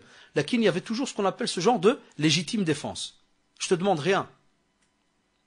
Mais comme beaucoup de personnes ne connaissent pas l'histoire, ils ne savent pas c'est quoi une razwa, comment ça a commencé, quelles étaient les raisons. Mais nous, on a des historiens qui ont retracé ça et qui ont gardé ça d'année en année jusqu'à aujourd'hui. Mais comme nos jeunes, des fois, ne sont pas au courant de ces histoires, qu'est-ce qu'il arrive? Même nous, des fois, on oublie. Alors on se dit, tiens, c'est Sira, il n'y a pas besoin. Mais au contraire, ça m'a poussé, et ça pousse même d'autres frères, des fois, à chaque fois revoir ce qu'on appelle ou ce qu'on estime des fois être des détails, parce que c'est là que tu comprends comment fonctionnait le prophète, sallallahu alayhi wa sallam, avec eux. Et on va vous dire que c'est un signe, comme ils vont le voir aussi les compagnons de Allah alim, c'est un signe de véracité de la parole du prophète sallallahu alayhi wa sallam, parce que c'est ce qui va se passer après Ghazwat al-Khandaq, c'est qu'il va y avoir donc à chaque fois le prophète sallallahu alayhi wa sallam qui va leur montrer qu'il n'y a pas besoin que le cinéma remue-ménage pour devoir attaquer ou pas ou la Kadaouladi. Dès qu'il y avait un problème qui se passait ou quoi que ce soit et qu'il fallait prendre des décisions, ils étaient bien clairs. Ils savaient qu'est-ce qu'il fallait faire au moment opportun, quand il fallait, comment il fallait et ainsi de suite. Pour terminer, on a donc, lorsqu'on parle d'une razwa, lorsqu'on donne tous ces détails, il ne faut pas que ça soit tout simplement des histoires qu'on a racontées. Da'iman, comme vous le savez, le frère Mustafa Hafidahullah vous l'a sûrement rappelé, la sira du prophète sallallahu alayhi wa sallam est toujours pour nous une image. C'est-à-dire qu'on revient toujours vers elle, parce que c'est comme ça qu'on est censé, nous, en tant que musulmans, réagir, fonctionner, voir et autres, d'après les limites qu'on a, d'après les règles que les savants établissent, et ainsi de suite. Lakin, c'est un exemple pour nous. La sira du prophète, lorsqu'on parle, par exemple, maintenant, on a eu Ghazwat Badr, on a eu Ghazwat al-Khandaq, et ainsi de suite, Bani Quraïda et autres, eh bien, on va vous dire, va voir quelles sont les leçons qu'on peut tirer. Ce n'est pas tout simplement dans un livre, voilà, il y a eu Ghazwat al-Khandaq, salam alaikum. Non, abadan wallahi, il y a des leçons. Et vous l'avez déjà remarqué, rien qu'en écoutant l'histoire, il y a des leçons à tirer. Il faut, comme on le voit ici, que une des premières leçons qu'on pourrait en tirer, on vous dit, il faut que les musulmans emploient tous les moyens qui peuvent les aider dans les moments difficiles. Ça veut dire quoi? Ça veut dire qu'un musulman, il ne laisse pas tomber les bras dès qu'il y a un simple problème qui vient. Et ça, c'est, comme vous l'entendez souvent dans les conférences, on a ce problème-là. Dès qu'il y a quelque chose qui vient, qui nous embête, qui nous empêche de faire telle ou telle chose, en général, qu'est-ce qu'on fait? Certaines personnes laissent tomber les bras et vous disent, ouais, mais les musulmans, mais c'est comme ça, mais c'est ceci, mais c'est cela. Là, comme vous le savez, c'est en général une règle très connue. On est examiné et on paye d'après ce que nos propres mains ont fait. Wallahi. Inna Allah la yughayyiru ma biqawmin hatta yughayyiru ma bi anfusihim. Allah subhanahu wa ta'ala ne change pas l'état d'un peuple, d'une communauté, jusqu'à ce qu'eux-mêmes changent. On ne vient pas dire comme ça, oui, c'est comme ça, point la lillah. Il faut s'asseoir et voir d'où vient le problème. Et à ce moment-là, tu peux employer tous les moyens. Tu vois, que ce soit la réflexion, la légitime défense et ainsi de suite. Comme le font même les non-musulmans quand il y a des attaques ou autres, ou agressions et ainsi de suite. Alhamdulillah, les musulmans, ça reste aussi des êtres humains qui ont le droit à la vie et autres, et donc ils ont le droit d'employer les moyens nécessaires pour pouvoir donc se défendre. Et c'est comme ça qu'on fait les compagnons d'Allah alayhim. De quelle manière donc on voit qu'ils vont avoir cette idée de faire Al-Khandaq dans une autre bataille, ils feront autre chose et ainsi de suite. Le prophète sallallahu alayhi wa sallam donne aussi une leçon aux croyants et à leurs chefs. Comme aujourd'hui, que ce soit nous les musulmans, ou bien les chefs d'État musulmans et ainsi de suite, d'être aux côtés de leurs troupes et aussi d'être aux côtés de la population dans les moments difficiles. Et ça, subhanallah, c'est un exemple qui restera jusqu'à la fin des temps. C'est que chaque fois qu'il y avait un problème, Ghazwa ou autre, le prophète sallallahu alayhi wa sallam, est-ce qu'il était tout seul, par exemple, dans tel village, et puis il leur dit à les compagnons, vous avez le miracle d'Allah qui est avec vous, partez, puis revenez, le lendemain, vous me trouverez dans telle et telle ville. Là, toujours présent avec eux. S'ils souffraient, ils souffrent. Ils ne mangent pas, eux, ils ne mangent pas lui. Et si jamais il devait lui manger, qu'est-ce qu'il fait? Et on va le voir. C'est lui qui va d'abord donner aux autres. On vous dit que chacun est au même niveau. Très très important. Chacun est au même niveau. Et il ressent ce que l'armée ressent. Et travaille même avec eux. Regardez le prophète Hassim qui creuse. Pour ça, des fois, il y a des frères, il y a un sujet qu'ils ne comprennent pas. C'est le mot respect. Et là, maintenant, ça reste mon avis. Des fois, par exemple, tu peux trouver des frères, et avec eux, par exemple, un exemple, c'est un prédicateur. Il y a besoin d'une troisième personne pour aider. On doit ranger un pneu, on est trois. Il y a deux frères et un prédicateur. T'entends le frère qui dit, non, il ne faut rien lui demander, ça ne se fait pas. Il ne faut pas le salir. Est-ce qu'il va être mieux que le prophète sallallahu alayhi wa sallam? Abadan akhil karim, retrousse les manches, même si tu es un fadilat cheikh ou je ne sais pas qui tu es, retrousse les manches et viens aider. Puisque la voiture là que tu vas aider pour ranger le pneu, c'est celle-là qui va te transporter aussi. Tu veux pas aider, ben on va rester à 3 dans la forêt, il n'y a pas de problème. Voilà. Enfin, le prophète sallam qui est mieux que toi et moi, et lorsqu'il était dans une situation où il aurait pu, wallahi, rester à l'extérieur de Médine, ou bien au-dessus de la montagne, et attendre que la bataille se termine, et faire des invocations, non, abadan, wallahi, il descend, il reste avec eux. Alors qu'il est prophète. Donc ça, c'est une leçon aussi à donner à certaines personnes qui pourraient penser qu'ils ont un petit grade en plus par rapport aux autres, et eux, alors, ils ne doivent pas salir, ils ne doivent pas descendre dans la masse ou quoi que ce soit. Ça, c'est une idée qui, en islam, elle est bien expliquée. On a un respect, naam, mais le respect doit être placé à sa place, dans les moments qu'il faut. Mais quand il y a une obligation d'entraide et autres, tout le monde doit, alhamdoulilah, donc mettre la main à la pâte. On a aussi une autre leçon, qui est que le prophète sallallahu alayhi wa sallam a montré sa clémence vis-à-vis donc de ses compagnons. Et vous le savez, bil mu'minina ra'ufun rahim. Il était donc, le prophète sallallahu alayhi wa sallam, compatissant et miséricordieux envers les croyants. Revenez vers Surat At-Tawbah. Vous retrouvez cela dans Surat At-Tawbah, verset donc 127. Et c'est l'exemple avec la nourriture. Je vous l'ai dit tout à l'heure, qu'il ne va pas manger, jusqu'à ce qu'il va donner à manger à tout le monde. Alors que subhanallah, normalement, on pourrait se dire, par respect, c'est lui le premier. Non, il va montrer l'inverse. On a comme leçon aussi à retirer que les miracles qui se sont donc passés durant le creusement donc de ce fossé, quand ils ont creusé donc le fossé, eh bien on voit donc le repas de Jabir, radiyallahu anhu. On voit aussi ce vent qui est venu. Eh bien ce sont tous des miracles qui se rajoutent à la longue liste des miracles qu'a eu le prophète sallallahu alayhi wa sallam. Il faut qu'Inch'Allah, à la fin de votre cours avec le frère Mustafa Hafidahullah, que vous vous rappeliez un peu de tous ces miracles. Aujourd'hui, les jeunes, c'est vrai qu'ils ne sont pas au courant de beaucoup de miracles.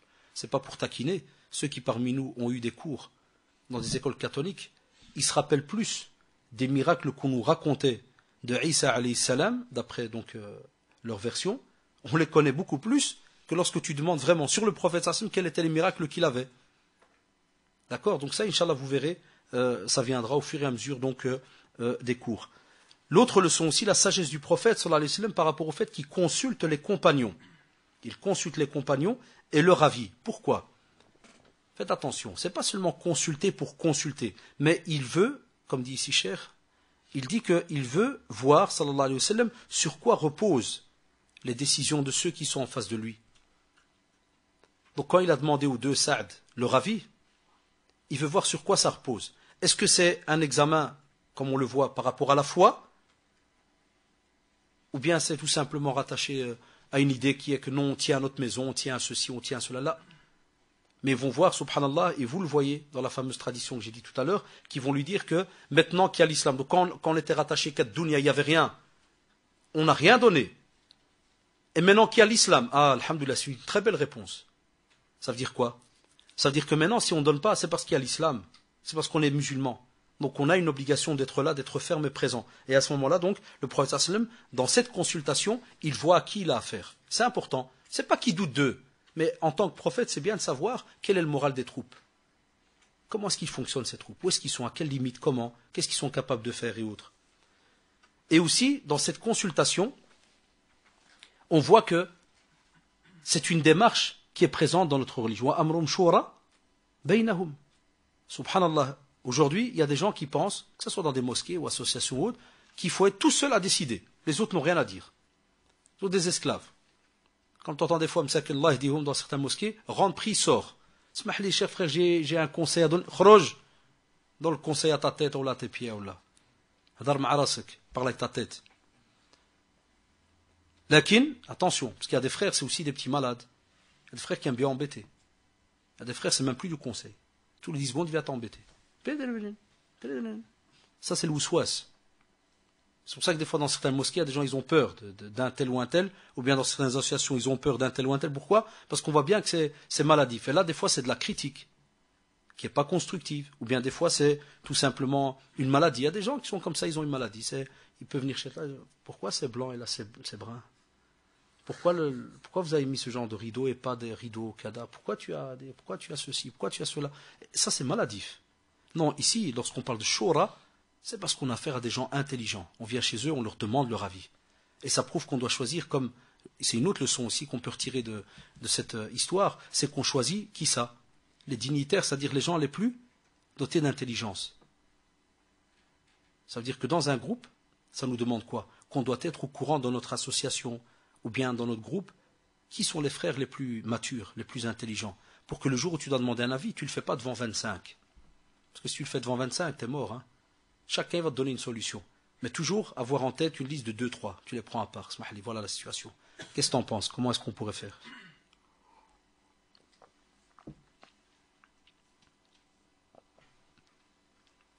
L'autre leçon qu'on peut tirer, c'est que le suivi, comme on l'a vu des compagnons d'Allah alayhim, ils ont suivi qui? Leur passion ou bien le prophète sallallahu alayhi wa sallam? Leur peur ou bien le prophète sallallahu alayhi wa sallam? Leur maison ou bien le prophète sallallahu alayhi wa sallam? Leur famille ou bien le prophète sallallahu alayhi wa sallam? Qu'est-ce qu'ils ont suivi? Le prophète sallallahu alayhi wa sallam. Ça, c'est une leçon qui nous reste à nous en tant que musulmans. C'est que quand on a besoin de faire quelque chose, celui qu'on écoute, c'est d'abord Allah subhanahu wa ta'ala, et le prophète sallallahu alayhi wa sallam, c'est normal, parce qu'il parle au nom d'Allah subhanahu wa ta'ala. C'est de là qu'on prend donc nos sources. Et ça, c'est toujours bien des morales, c'est que d'après la tradition qui était authentique, c'est que il arrive que des fois, il y a des règles dans la prière qu'on doit savoir. Comme vous avez vu ici, il peut arriver que quelqu'un, à cause d'un cas de force majeure très grave, a dû retarder sa prière de l'Asr. Mais attention, dans les cas de force majeure les plus graves. Hein, et ça, c'est un autre sujet, Inch'Allah. Enfin voilà, jazakumullah donc pour votre écoute. Et j'espère, Inch'Allah, qu'on aura été à la hauteur. Et donc sachez que c'est pas facile de prendre comme ça un cours, parce qu'on m'a prévenu tout à l'heure, donc j'étais pas au courant. Enfin, les frères qui ont pris l'initiative de demander de faire cela. Alhamdulillah. Enfin, donc s'il y a des questions, c'est très simple. Je vais être clair avec vous. Celui qui va venir me faire un examen, c'est-à-dire me poser des questions avec des petits détails de nom de famille et de kada, ça il peut déjà oublier la question. Ah, d'accord. Je ne suis pas venu ici pour remplacer et puis vous faire tout un cours d'arbre généalogique et autres. Mais s'il y a quelque chose dans le domaine, dans l'ensemble, on va dire par rapport à la rasoir, que ça soit dans le domaine du vécu aujourd'hui, de se dire tiens, comment est-ce qu'on peut, ça, il n'y a pas de problème, la porte est ouverte.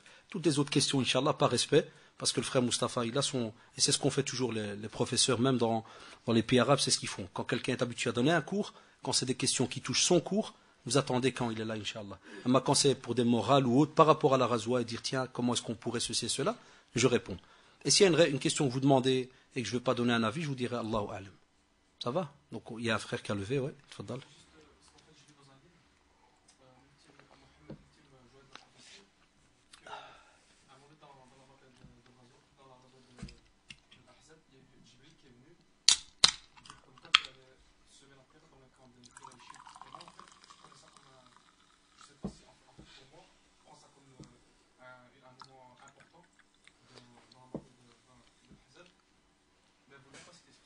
Non, parce que moi je l'ai cité, moi j'ai un travail donc de. Ah ouais, donc le frère il dit qu'il aurait lu dans un livre que Jibril alayhi salam serait venu pendant la bataille et aurait proposé de semer la terreur et autres.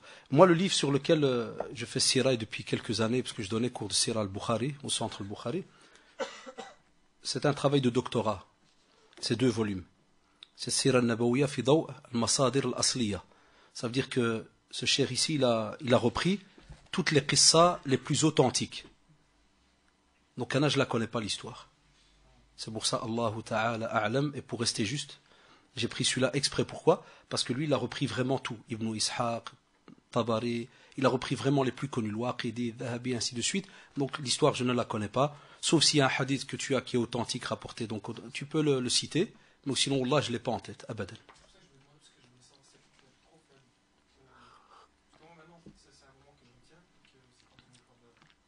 Inch'Allah, si j'étais vous gardez ça, et la fois prochaine, quand le frère Mustapha vient, à Kedo, vous demandez s'il y a. Parce que, je vais vous dire une chose, ceux, alhamdoulilah, qui ont l'arabe parmi vous, je vous donne un simple exemple. Il y a le livre très connu qu'a fait Dia Akram al-Umari, par exemple, Rahiq al-Makhtoum. Il a reçu un prix, sahoulallah. Il a reçu un très grand prix en Arabie. Mais wallahi, quand tu prends certaines histoires qu'il y a dedans, et tu prends ce travail de doctorat, il y a des fois un bon paquet d'histoires qui sont daïfa. Mais ceux qui sont habitués dans Sira, ils savent que justement, Sira al-Nabawiyya, je crois que le frère, c'est pour ça que je ne veux pas donner moi le cours ou bien un avis personnel, c'est que le frère Mustapha vous a sûrement fait une muqaddima dans ce sira, ça ou là. Et il vous a pas parlé justement qu'il peut y avoir, il y a beaucoup de traditions qui sont, je donne un exemple ici, ça prend 10 secondes, comme ça tu vas comprendre directement, regarde, ça prend 2 secondes.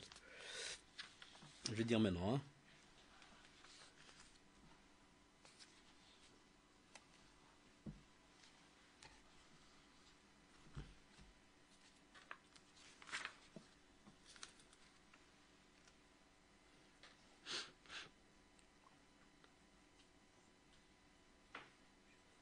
Ça prend 2 secondes pour vraiment trouver une phrase assez facile parce qu'ici il rentre dans des noms, tabarakallah, vous allez comprendre direct.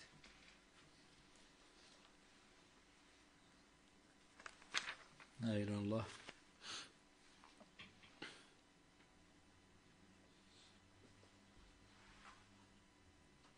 Regarde par exemple ici, il dit dans Ghazwat al-Khandaq au tout début, il dit, il parle par exemple quelle année elle s'est fait. Et là que vous rappelez, quelle année. Puis dans la date, donc il dit par exemple ici que certains, وقعت يوم الثلاثاء الثامن من ذي القعدة, donc le mardi 8e de القعدة, في العام الخامس الهجري. Puis regardez, il dit وقال ابن سعد إن الله سبحانه وتعالى استجاب لدعاء الرسول صلى الله عليه وسلم فهزم الأحزاب يوم أربعاء. Ah, c'est déjà plus mardi, c'est mercredi. من شهر ذي القعدة. طيب سنة 5 من موجه. Qu'est-ce qu'il fait après? Écoutez-moi bien. ونقل عن الزهري ومالك بن أنس وموسى بن عقبة أنها وقعت سنة 4 هجرية. Donc on a une version le 8, on a une version le 4 et on a une version le 5. Quand tu vas voir en bas, un exemple, il te dit par exemple, celle qui parle de 5, celle qui parle, on a dit entre guillemets, du 8, le 8e jour, il te dit que par exemple, tu retrouves ça dans Tabaqat, bi isnad muttasil, wa fihi, donc il y a dedans donc un rapporteur, il te dit wa huwa saduq yukhti. Il arrive qu'il commet des... Hein, et voilà, qu'est-ce qu'il fait? Il dit alors automatiquement fal isnad da'if. Voilà. Donc, tu peux le retrouver peut-être dans un des livres de Sira, mais lui ici il fait toute une recherche, il te dit lakin un tel qui est dans telle histoire, celui-là il est connu donc il est da'if. Et qu'est-ce qu'il va dire? Écoutez-moi bien. Comme ça vous comprenez quand des fois vous trouvez des histoires ou bien des traditions rapportées, pas nécessairement jusqu'au prophète sallallahu alayhi wa sallam. Il va dire, écoutez-moi bien, il va dire que, mais certains savants ont accepté cette tradition parce qu'ils trouvent qu'il n'y a pas de problème de prendre en témoin, quoi? Un hadith da'if. Mais lequel? Pas celui-là qui est ghayr shadid ad-du'f.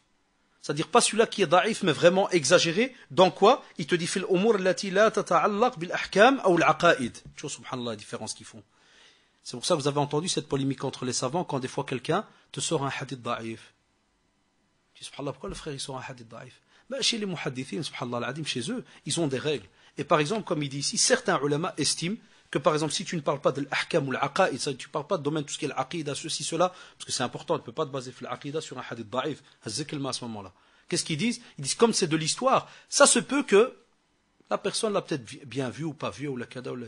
Donc, moi, avant,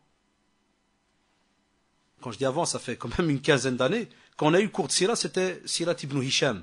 Et les anciens parmi vous qui connaissent cette Sira, il n'y a pas de tahqiq, subhanallah. Elle est incroyable. Elle existe sûrement ici, Sirat ibn Hisham. Et tu entends Ibn Ishaq, il a apporté ceci. Et chaque fois, c'était la seule Sira qui était connue. Après, lorsque certains, comme Rahiq al-Martoum est apparu, on passe de 4 volumes là qu'on avait de Sirat ibn Hisham, on passe plus qu'à un seul volume, très rétréci. Après, on a eu, si vous vous rappelez, Sheikh al-Albani, rahimahullah, Sahih al-Sira al-Nabawiyya. Il a fait, je crois, un volume, il s'est arrêté. Si je ne me trompe pas, rahimahullah, il n'a pas pu le terminer. Et déjà, rien que lui, rahimahullah, comme il est très strict dans les règles, à peine dans le Muqaddima, Nasab et tout, il est resté je ne sais pas combien de pages, pour trier tous les hadiths qu'il y a. Donc c'est pour cela, ne vous étonnez pas, que, prenez le hadith de l'araignée, la grotte là où il y avait l'araignée, où il était le prophète dans la hijra. Vous l'avez vu ou pas ici au cours? Eh bien, quand il a fait la hijra, vous n'avez pas fait la hijra ici? Hein? Voilà. Eh bien, quand il a fait la hijra, le prophète sallallahu alayhi wa sallam, et que les Qurayshites sont arrivés, les cavaliers jusqu'à l'entrée de la grotte, et puis ils ont vu un pigeon, ils ont un hamama, pigeon, ou la comment on l'appelait, et puis ils ont une colombe, je cherchais le film, un pigeon, la colombe, ouais. Il y avait une colombe, Allah salam, on travaille depuis le matin, nous. Donc il y a la colombe, et il y avait une toile d'araignée, et puis ils ont dit impossible, regardez la toile, comment est-ce qu'ils auraient pu entrer, c'est une ancienne toile. Wallahi, t'aurais fait cette remarque il y a 15 ans, t'aurais dit à un imam ici, cette histoire elle est da'ifa, qu'est-ce qu'il t'aurait dit? Allah in'alima yahsham. Taqillah. Hadi da'ifa, parce qu'elle est racontée depuis le temps des temps, même dans les films, wal'idou billah. Sah ou la? Les mashayikh maintenant qui ont fait les tahqiqat, qu'est-ce qu'ils disent? Qissa da'ifa. Et moi c'est pour ça que ces derniers temps, comme tabarakallah, j'ai même montré dernièrement, c'était à toi, hein, il y a aussi un autre, je crois, un cheikh très connu yamanite, Salabi, qui a fait aussi un livre sur Sira al-Nabawiyya, en donnant donc les passages, et puis il donnait à la fin des doros et des ibar. Aoudi la même chose. Aoudi a fait cette tahqiqat sur les ahadith, où on voit bien que les choses se rétrécissent. C'est pour ça, ne vous étonnez pas quand des fois vous demandez après une qissa, et que le prof il prend pas de responsabilité. Parce qu'il arrive, comme vous le voyez maintenant ici, rien que sur Sira, tabarakallah, vu la taille de l'écriture, 2 volumes. Et chaque histoire, il a mis tous les commentaires en disant, voilà, celui qui a rapporté celle-là, ça s'arrête à Ibn Abbas, ça ne monte même pas au prophète sallallahu alayhi wa sallam. Cette histoire s'arrête seulement à tel et tel sahabi, mais il était, il n'était peut-être pas présent, ou n'a pas vu, ou bien des fois vous entendez, il n'avait pas l'âge pour être présent dans tel et tel razwa, comment est-il possible qu'il rapporte donc ce texte et ainsi de suite? Et puis tu as même des rapporteurs, des historiens, subhanallah, et même dans l'histoire, vous allez voir, ça ceux qui lisent beaucoup de livres en arabe, il y a même des historiens connus parmi les anciens qu'on ne prend pas d'eux. Et il y en a d'autres tu prends. Il y a des machères, dès que tu lui apportes une histoire et qu'elle est signée par un tel, tu fais non, il ne faut même pas la prendre cette histoire. Il est connu que celui-là qui jma toutes les histoires, il n'y a pas de problème, du moment que ça fait beau. Mais ça, bon, ça demande, tabarakallah. Et ça, alhamdoulilah, ce travail, sincèrement, pour la plupart des frères étudiants, c'est un très beau travail. Donc ceux qui partent, ça, au cas où ça arrive, qui partent en l'Umrah ou quoi que ce soit, ça s'appelle donc As-Sira al-Nabawiyya fi daw al-Masadir al-Asliya. Il a essayé vraiment de prendre tous les textes et de les trier. Fahamt? C'est donc Cheikh Docteur Mahdi Rizqullah Ahmed. Nam? Ouais, tous les frères l'ont apporté de là-bas, donc vous n'avez rien à perdre de demander, donc s'il y a moyen de le trouver, parce que c'est un travail de doctorat qui est inscrit là-bas. Hein. Fahamt?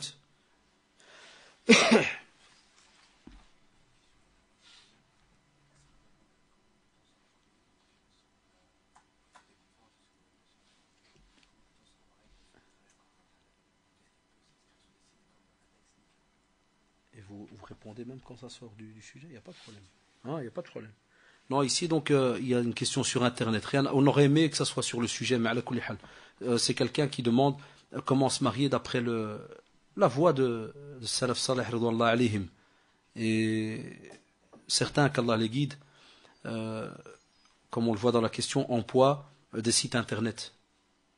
Il ne faut jamais donner les noms des sites. Sinon, le lendemain, vous savez, dès que tu ouvres Internet, ton doigt, il tremblote. Et il dit, alhamdoulilah, il n'y a rien de haram dedans, je veux que voir ce que c'est.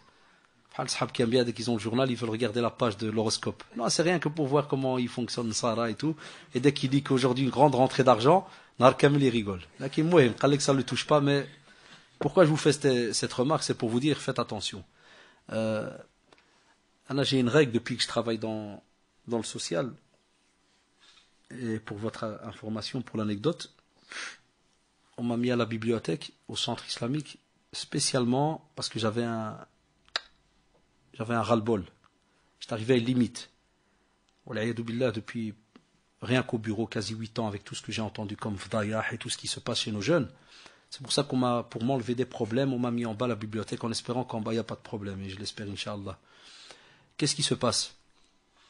Moi j'ai remarqué, subhanallah, c'est une leçon que je garde et que le frère Mustafa, parce qu'on travaille ensemble on se connaît depuis des années, tout musulman qui prend un acte religieux, un acte d'adoration, gardez cette règle, hein. C'est une règle pratique, subhanallah. Tout musulman qui, lorsqu'il y a une règle ou un acte d'adoration à faire, et qu'il prend un chemin qui n'a pas été celui que le prophète sallallahu alayhi wa sallam nous a laissé entre les mains, à 99% ils se pètent les dents. J'oublierai jamais la blague qu'un jour un frère a fait à une sœur lorsqu'ils se sont disputés. Et je raconte des fois, je vois des têtes ici, il y a des élèves qui suivent cours avec moi sur le mariage. Et je raconte seulement un dixième de ce qu'on entend. Un frère un jour lors d'une dispute avec sa femme a osé lui dire ouais mais j'ai pas confiance en toi et toi tu es capable de faire pire et toi et toi et toi. Qu'est-ce qu'il lui a envoyé comme pic? Il lui a dit et si toi tu te dis si pieuse, qu'est-ce que tu foutais sur internet en train de pécher des hommes? Il a envoyé le pic directement comme ça, sec. Alors là je me dis subhanallah, si cet acte, regardez le fitra chez l'être humain, si cet acte était tellement halal et tranquille, il n'y a aucun problème, pourquoi l'être humain l'emploierait justement pour casser une personne? Et on sait qu'il y a des fatawa, même Cheikh Al-Uthaymi rahimahullah, dans les Bab Maftouh, qu'est-ce qu'il dit? Il dit que lorsqu'il y a le khitba, lorsqu'on l'a demandé l'épouse, il dit que si vraiment il y a un cas de force majeure qu'il faut absolument contacter, qu'il n'y a personne, on ne sait pas comment, et tu as le numéro de cette personne, tu l'appelles tout simplement pour prévenir, pour quelle est la démarche qu'on va faire demain pour le mariage. Et encore, il le dit quand tu l'écoutes, il le dit sur des pincettes. C'est que nous, Allah d'alikum, on a des règles. Le prophète, sallallahu alayhi wa sallam, wallahi, il ne nous a pas dit que voilà le mariage comment il est, mais ça c'est le mariage d'il y a 1428 ans, ou 1429. C'est un mariage d'arriéré, un mariage de désert. Et vous, quand vous serez en 2022, faites le mariage avec votre style à vous, la abadan. C'est pour ça que dans les hadiths, vous savez, Ida atakum, ça veut dire quoi? S'il vient à vous, il n'a pas dit Ida wajadtum fil internet, ou la fitiskali, ou là je ne sais sur quel modem de Belgacom, je ne sais quoi. Famt? Non. Certains nous disent ouais mais attention Akhil Karim, il ne faut pas rigoler parce qu'au temps du prophète il n'y avait pas internet. Raison de plus. Il y avait peut-être moyen de se marier d'une autre manière. Et vous savez qu'il y avait différentes sortes de mariages. Et ceux qui peuvent aller lire Fiqh al-Zawaj, même Cheikh Al-Fawzan et je crois Sadlan aussi, ils avaient fait quelque chose là-dessus, hafidahumullah, d'aller voir qu'est-ce qu'ils racontent sur la manière de faire le mariage. Ils sont au courant de tous les nouveaux systèmes. Lakin wallah, les machir sont unanimes. Tel mariage, il n'y a pas, ça n'existe pas. Voilà le mariage dans la sunna, comment il est. Tu cherches une épouse, Nam? Qu'est-ce qu'elle dit comme remarque? Ou il dit?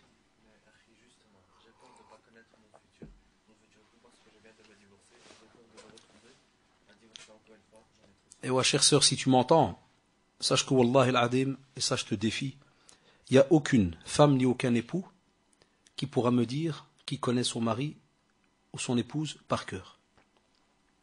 Wallahi. Impossible. Ceux qui sont mariés parmi vous, ils savent de quoi je parle. Et des fois, je taquine au cours, je leur donne une bête remarque. J'ai dit dans un couple vraiment musulman, qui pratique, est-ce que la femme, et vous le savez, elle va jamais taper son mari? Yak? C'est vrai ou pas? Elle a des limites, masha'Allah. Et le mari va jamais la taper. Il a des limites, subhanallah, de respect, ça. S'il pique une colère, il va se retenir, mais d'une certaine manière. Vous êtes tous d'accord jusque-là. Si elle pique une colère, elle va aussi se retenir jusqu'à une certaine manière. Ça, oulala. Yak? Donc si je demande à ce mari, agis ta femme, si elle pique une crise de la mort, elle est comment? Si c'est un frère multazim et tout, machallah, qu'est-ce qu'il va me dire? Allahu a'lam. C'est vrai ou pas? Il va le savoir que le jour où cette femme va piquer vraiment une de ces crises de la mort. Il va dire, purée, tabarakallah alayha sahabi, fi ajouj. Elle vaut deux hommes. C'est comment elle saute ou quoi? Et la femme, a la même chose. Elle va dire, ah, mon mari, mashallah, qamis et tout, et nous, quand on s'énerve, on dit, a'oudou billah mishtarraji, mais on va pas plus loin. Il met en pratique les doros, il va dans une pièce, et il se calme, et moi je me calme et tout. Et le jour où il va vraiment lui envoyer un de ces balayages de la mort, comment elle fait? Est-ce qu'elle le connaît? Wallah, mais elle le connaît. Alors et c'est pour cela que l'islam a combattu cette fameuse idée là de soi-disant qui est occidentale. C'est normal de connaître d'abord la personne. Vous savez pourquoi il l'a combattu? Parce que chez nous en islam, la patience, la connaissance de l'autre, elle se travaille juste avant le mariage. On vous dit, prends le temps, fais des enquêtes, espionne-le. Ça ou là, espionne la femme. D'une manière vraiment dans les limites de l'islam. Yak, fais les entrevues. Et c'est là que tu vas mettre en pratique un des piliers de la foi, qui est lequel? Al-Qadar. Le destin.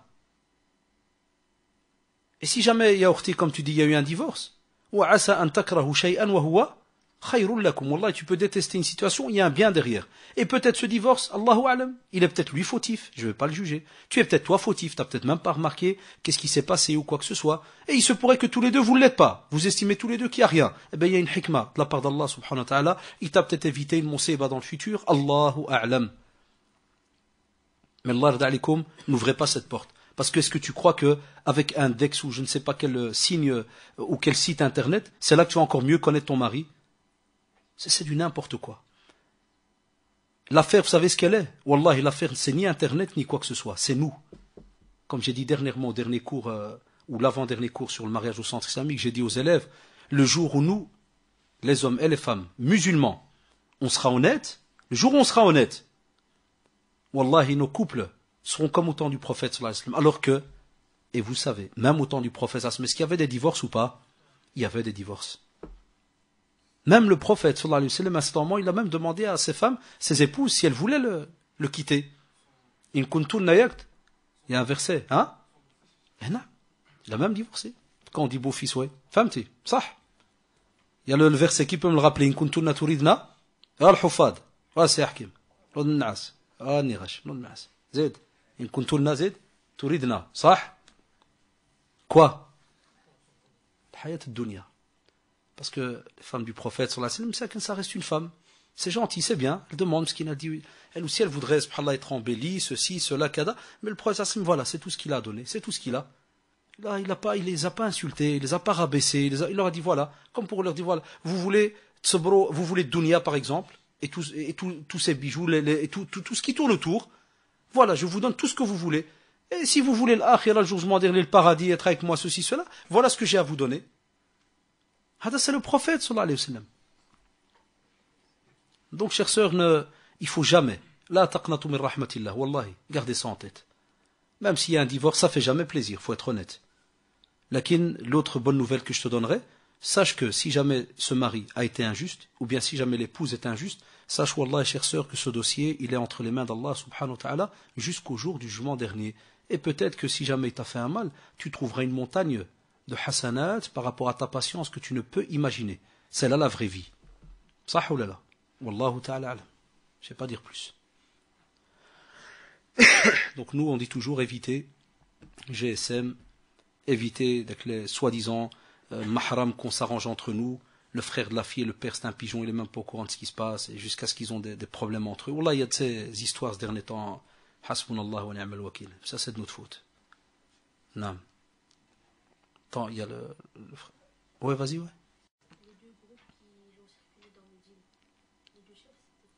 On avait dit qu'il y avait donc, je vais te le redire maintenant.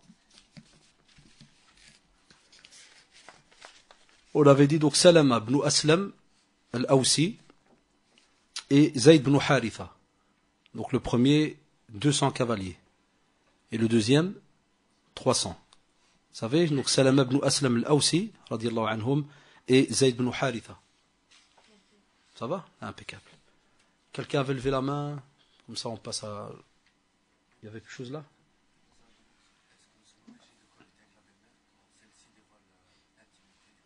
Vous savez, cohabiter avec la belle-mère. Les frères Zaoum, là, de Raoudat, tout à l'heure, m'avaient proposé, j'espère qu'ils le mettront en pratique, de faire un jour une rencontre avec vous, comme un genre de séminaire, mais de plusieurs heures, spécialement sur Al-Qadiyya du mariage. Et c'est pas pour répéter la même chose, mais ici c'est mieux parce que c'est tout petit. Et les frères, moi et on ferait comme ça, on passerait toute une après-midi de discussion sur le sujet. Enfin, c'est important parce que c'est des choses qui reviennent. Ça, c'est un sujet qui revient en général dans les conflits conjugaux. Moi, je donne comme conseil souvent, et le frère Mustapha aussi, qu'un jeune, une fois qu'il se marie, Allah yarda alayh, qu'il fasse son possible de ne pas habiter avec les parents. C'est très drôle ce que je veux dire. Pourquoi? Normalement, notre rêve, il faut être honnête, notre rêve, c'est d'avoir une belle maison avec, wallahi, dedans, mes parents et tes parents. Parce que travailler nos parents, le jour où tu les as pas, tu vois c'est quoi le bénéfice. Moi, j'ai pas ma mère, Allah rahma, et je sais c'est quoi. S'il fallait payer des milliards pour l'avoir une seconde, Allah, j'irai mendier chez vous tous. Et vous le savez, ceux qui ont perdu un proche, ils savent de quoi je parle. Mais regardez Shaitan, comment il s'est joué de nous. Comment il s'est joué des vieux. Maintenant, il y a des belles-mères, qu'Allah les guide. Et c'est ma conférence, si je ne me trompe pas, de la fin du mois de février. Comme ça, vous le savez déjà. Fin février, au centre islamique, j'ai une conférence que les frères, ils ont appelée les rapports belle-mère, belle-fille. Ça va, donc c'est une conférence que je ferai spécialement à la fin du mois de février. Donc comme ça, vous pouvez faire passer le mot. Donc puisqu'au centre islamique, tous les derniers samedis du mois, on a une conférence après l'Asr. Donc ça tombe bien, ça sera une conférence là-dessus, sur ces problèmes qu'il y a entre les belles-mères et les belles-filles. Et moi, ce que je remarque, c'est parce que les caractères ont changé ces derniers temps. Les jeunes, ils sont plus patients comme ils étaient, les anciens, et les anciens sont devenus des fois injustes. Il faut être honnête. Il y a des belles-mères, Allah sal'aoun, ils prennent de l'âge, et nous, on est jeunes, on ne les comprend pas, on n'arrive pas des fois à sympathiser d'une certaine manière, et des fois il y a des belles-mères où il n'y a pas moyen de sympathiser, il faut être honnête, c'est des traits de caractère, des fois il y a des méchantes, il ne faut pas tourner autour du pot. Alors je les vois, ils viennent au bureau. Là, une fois, je l'ai dit, c'est rare que je m'énerve au bureau, mais quand je dis que je m'énerve, il faut comprendre. C'est rare que je vais dire à quelqu'un vraiment que c'est là dans une affaire. Je ne parle pas quand c'est un frère ou l'a dit, ça je dis franchement ce que je pense, et puis Allah aoun. Mais quand c'est comme ça une histoire de problème de couple, notre rôle, au contraire, c'est pas de débs avec eux, hein, mais c'est de patienter pendant 2-3 heures pour les remettre ensemble. Et des fois, après 5 minutes, Wallahi, je l'ai fait une fois depuis que je travaille, j'ai dit à une belle-mère, je dis, Wallahi, tu es... Je pouvais te rajouter exposant 32, je l'aurais mis. Aucun respect, insulte, alors qu'on était dans la mosquée, insulte. Ouais, l'hamara, wa kada, wa hiya kada, al-baghla, des mots, l'a'idou billah. Bon, ça, que voulez-vous? C'est pour ça que moi, vous comprenez maintenant pourquoi est-ce qu'on donne comme avis, on dit aux jeunes, l'ard alik, si tu veux, rester dans le respect, avec tes parents, et avec tes beaux-parents, prends un petit appart, et vis avec ta femme tranquille. Hadith, c'est une nasiha. C'est un avis, hein, vous avez demandé. Quelqu'un aurait pu me dire, que tu racontais qui toi? Ouais, là, mon travail là-dedans, on est au centre islamique depuis 10 ans dans les problèmes, en dehors du centre même. Et on voit les statistiques où rentre le problème des belles familles.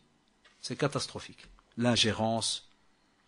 Et c'est pour ça que la personne, c'est encore plus grave ce qu'elle raconte là. Si jamais elle veut rentrer dans leurs problèmes intimes, alors le frère, il a une sale responsabilité à Mamla, parce que la mère ne peut pas rentrer là-dedans, ni le père, ni personne, même pas ta copine, même pas ta sœur, même pas ton frère. Vous savez le hadith là-dessus, hein, catastrophique, celui-là qui raconte, il reçoit la malédiction d'Allah, celui-là qui raconte quelque chose d'intime, du couple. Alors qu'il y a des gens aujourd'hui qui parlent de leurs relations, Kada, oui, moi je suis marié avec un étalon italien, hein, c'est un homme, c'est un musclé, là, mais il nous raconte au bureau. Des frères qui viennent pleurer et te disent, ah, moi je vais la tuer ou je vais, je sais pas quoi. Tu dis, ah, ouais, voilà, j'ai une cousine, elle s'est foutue de moi, elle m'a dit, ta femme m'a dit que. Ou des fois c'est des sœurs qui nous appellent. Ouais, mon mari a te dire à des amis à lui, et voilà, je l'ai appris par mon cousin, que lui il sait pas que c'est mon cousin. Mon cousin était gêné, il m'a dit, écoute, on était dans une tercera, et ton mari il a dit, ouais, elle est bonne. Des termes hachak dégueulasses, ça, wallah, il demandait au frère Mustafa, ça nous vient au bureau comme ça, des musulmans. Alors qu'il y a 10-15 ans, quand on lisait le hadith, on se disait, non, chez nous, alhamdoulilah, maintenant, c'est choumaz.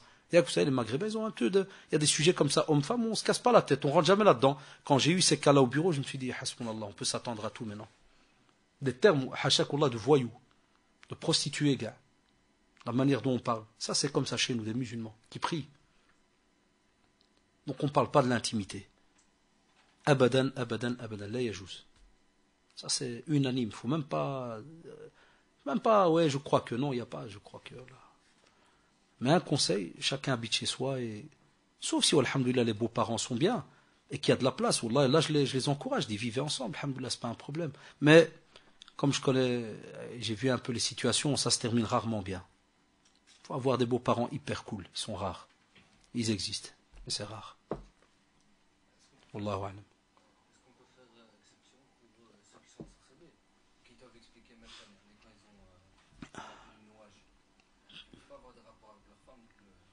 Ah ouais, ça, t'as raison. Là, il a raison, le frère. Lorsqu'on parle d'intimité, ça c'est différent pour les cas de force majeure. Il a raison de faire ce rappel. Quand il y a des cas de force majeure, mais avec qui? Avec l'imam. Ou bien est-ce que quelqu'un va faire une ruqya ou autre? C'est pour ça. Et là, vous avez remarqué, il a bien dit, il reste dans les limites. Qu'est-ce qu'il dit? Par exemple, voilà, il y a un nouage, ou là, il y a un blocage. Femme, tu vas pas décrire les parties ou ceci ou cela, tu vas pas rentrer, tu ne vas décrire que si jamais il y a une douleur, alors tu vas dire voilà, s'il y a une relation, il y a une douleur, il y a kada, stop, pourquoi? Parce que des fois certains imams, mais que tu as thiqa, tu sais qu'il est reconnu dans le ruqya, lui tu peux lui donner un avis parce que ils ont des détails que dès que tu lui dis il y a tel problème, il se dit ça en général ça peut arriver que c'est du sihr ou quoi que ce soit. Là tu as raison, jazakallah. Ça arrive. Naam. J'ai lu dans les livres de Serra Nabawiya, souvent il y a des noms, ça complexe un peu la personne qui dit ça. C'est des fois Abd al-Shams. Ah naam, oui, oui, oui. Ah naam, n'oubliez pas que les Arabes, et Anna, je connais pas votre cours, donc je sais pas comment vous avez fait les cours, mais par exemple, il y a la période pré-islamique. Ça ou là, il y a la période pré-islamique.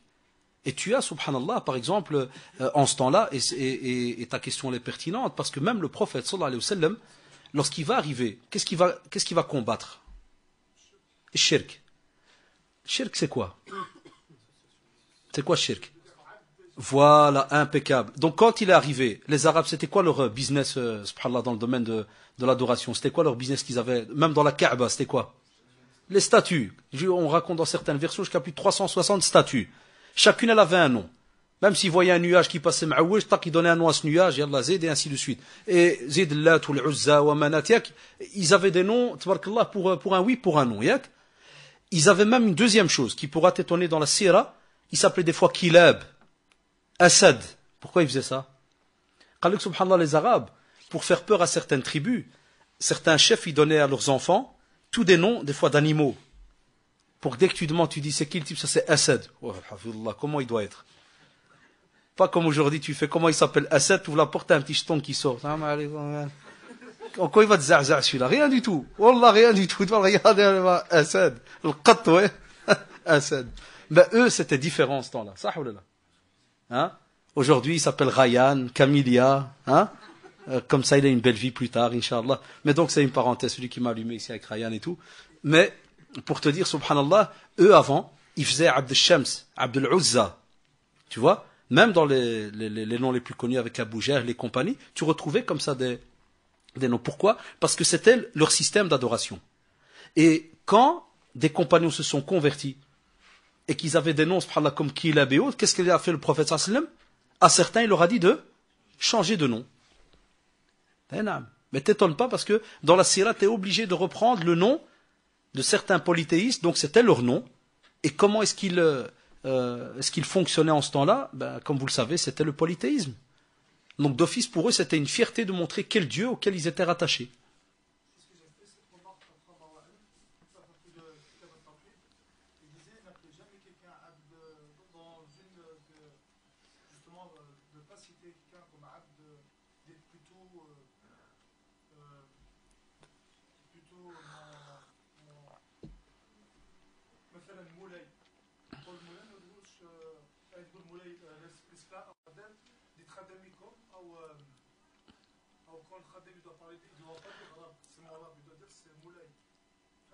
Ah, tu parles ça, c'est quand? C'est dans les relations normales. Parce que toi, tu m'as demandé pour Sira. Non, non, non, non, non. Ici, Sira, c'est comme si, par exemple, smahli de l'exemple, hein, c'est comme si, imaginez-vous maintenant, on serait au temps de la Mecque. Et que celui-là s'appellerait Abd al-Uzza, Abd al-Manat, Abd Kadayak. Et 1429 ans, hop, on est là aujourd'hui. Et moi, je veux te parler de ceux-là. Donc c'est pour ça, alors la Sira reprend leur nom. Voilà, pour dire, tiens, regardez comment est-ce qu'ils s'appelaient, kada, kada, kada, pour montrer vraiment le jahiliya dans lequel ils étaient, le shirk dans lequel ils étaient, et ainsi de suite. Ça. Mais si jamais quelqu'un s'appelle comme ça, même aujourd'hui, il y a des savants qui demandent que la personne, on ne l'appelle pas de cette manière. Si tu vois que Cheikh Al-Albani, rahimahullah, ces derniers temps, et ça nous touche parce qu'on a des fois des enfants qui s'appellent Iman. Cheikh Al-Albani, rahimahullah, dit, il ne faut pas donner ce nom. Certains disent ça passe encore. Il y en a d'autres qui ont donné des noms, des fois qui sont. Prenez par exemple, chez nous au Maroc, il y a beaucoup Abd al-Nabi. Ça, chez les Tangérois, il y a Abd al-Nabi. Tanger, Tétouan, Kada, Abd al-Nabi. C'est du shirk crevé, ça. Abd al-Nabi. Eh bien, il y a certains frères, Jazaoumullah, qui ont accepté de se faire appeler autrement, de se faire appeler Mohammed. Ou la Abdullah. Et donc c'est pour ça que les mashayikh, ils demandent par exemple de dire que si quelqu'un à ce nom ou quoi que ce soit, que tu l'appelles pas de cette manière. Et là, tu as tout à fait raison. C'est comme si tu mets un cachet par rapport à son nom qui est tout à fait polythéiste. Même si lui ne l'est pas. Tu dois lui donner le leçon et lui faire comme Allahu a'lam, certains ils vont rajouter le mot abd par rapport c'est comme si quelqu'un s'était appelé avec un nom d'Allah subhanahu wa ta'ala. Fahamt? Al-Mannan ou bien Al-Fattah.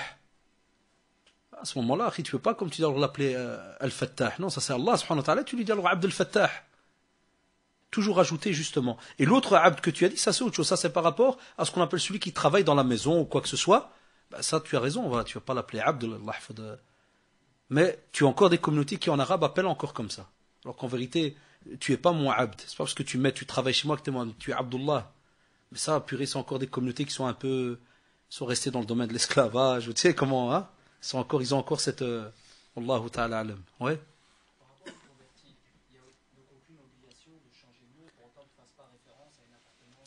Voilà. Roi de préférence, par exemple au centre islamique avec les machers saoudiens qui viennent nous rendre visite souvent en Ramadan, on parlait avec eux dans les premières années qu'on a travaillé. Il te dit il est toujours meilleur de donner un nom musulman. Mais il te dit c'est une drôle de phrase quand tu dis donner un nom musulman. Ça veut dire c'est pas qu'il y a un nom musulman. Mais ils disent que des fois, ils te disent des fois il y a des gens qui ont un nom. Voilà siyama nos frères, jazakumullah, grecs qui rentrent dans l'islam. Les Grecs, ils ont ce gros problème. Il a un drôle de nom. J'invente, Scapandilis. C'est une invention, je viens de l'inventer à 2 secondes, mais parce qu'ils se terminent tous par lus ou bien lis. Yak, Scapandilis. Toi, tu dis, machallah, il s'appelle Scapandilis. Yak. Mais quand tu vas traduire son nom, adorateur du poisson, Scampi. Ça, je viens de l'inventer, il faut me comprendre. Moi, je ne sais pas vous sortir un nom comme ça à la seconde. Yak. Et ceux qui ont fait, par exemple, des études de philo et compagnie sont au courant de ça. Il y a des dieux, par exemple Ptolémée, ça se définit.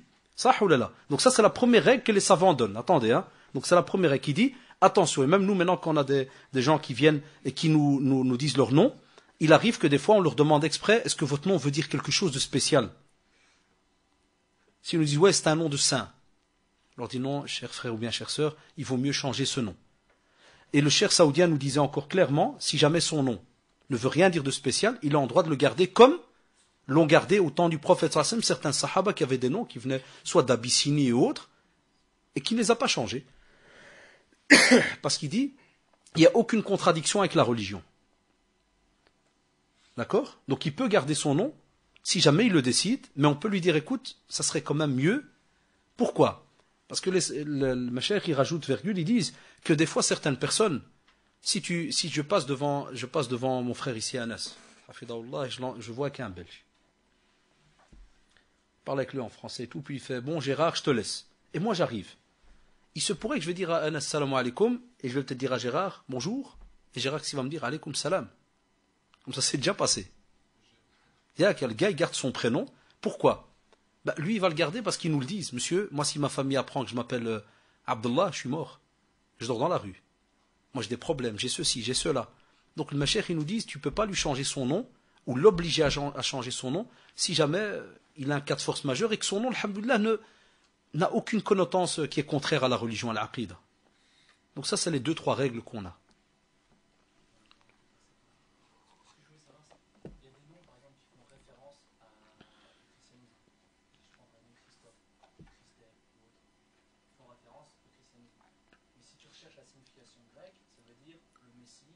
Non, ça, il faut enlever.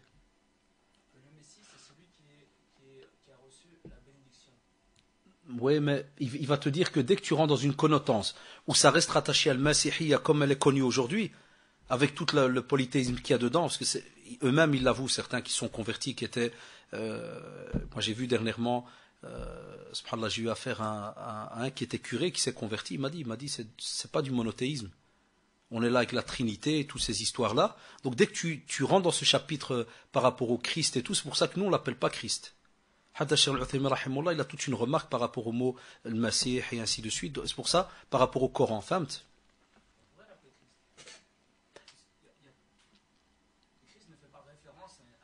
Oui, mais c'est parce qu'on te dit que la connotance aujourd'hui, comme elle est connue, si quelqu'un te traduit et qui donne une connotance entre guillemets religieuse par rapport, comme tu dis, soit saint, ceci, cela, il te dit il y a une shubha. C'est pour ça que le hadith très connu te dit فَمَنِ اتَّقَى الشُّبُهَاتِ فَقَدْ اسْتَبْرَأَ لِدِينِهِ وَعِرْضِهِ. Parce que des fois, quand tu laisses des choses à confusion, ça peut être embêtant. Il te dit, alhamdoulilah, tu as mis comme une genre de barrière de protection pour ta religion et pour toi-même aussi. Mais, comme tu l'as bien dit, si jamais un mot, tu le traduis, et que, alhamdoulilah, il n'y a pas une connotance qui pourrait laisser une confusion et dire, tiens, mais Christ, Kada, ceci, cela. Parce que bon, il faut être honnête, on n'est pas spécialiste, nous, dans les noms. C'est pour ça, nous-mêmes, on leur fait seulement la remarque au centre. Moi, je ne suis pas spécialisé dans les noms. Hein. Comme maintenant, tu viens de m'apprendre une chose avec Christelle, ou Christ, ou... Tu vois, il faut quelqu'un qui soit honnête et qui sache vraiment la définition des mots. Pour pas l'ahfadousia ou de mettre la personne dans l'embarras, alors peut-être son nom, il n'y a pas de problème dessus. Wallahu a'lam. Jazakallah. Je connais un frère qui s'est converti au islam, il s'appelle Romain. Et donc, lui, ce qui est bien, c'est que lui, ça fait référence à un titre dans la sourate Ar-Rum. Je ne sais pas si lui, ça peut permettre de Romain, il faut voir la définition du mot. Parce que ça vient de Romain, les anciens, la bande à César. Je vous ai dit, je ne suis pas spécialiste des noms. Et on a Souhaib Ar-Rumi, pour dire, vous vous rappelez, Souhaib Ar-Rumi, radiallahu anhu, pour dire qu'il avait grandi avec les Romains, pour dire Ar-Rumi. Il est cité comme ça dans les livres. Souhaib Ar-Rumi. Romain, si son nom veut simplement dire une peuplade ou quoi que ce soit, je donne un exemple, c'est comme si l'ahfad de quelqu'un va s'appeler du nom d'une peuplade qui était connue être une bande skéria avant d'alcoolique et de... tu vois, si par exemple le romain, ça veut dire voilà, il est rattaché justement à c'est comme si tu fais la grandeur d'une communauté qui était connue dans Shirk et ainsi de suite, on va dire c'est mieux de changer le nom. Vous allez revenir à la même remarque que j'ai fait au frère, c'est de savoir que veut dire ce nom. Comme il y en a des fois, ils nous disent voilà Stéphane, ça veut rien dire. Il n'y a pas de problème, Kada et tout. Ça veut peut-être dire c'est une fleur ou je ne sais quoi, ou la Kada, ou là quelqu'un qui s'appelle orchidée ou autre. On dit ne change pas, il n'y a pas de problème. Si tu ne veux pas changer, ne change pas.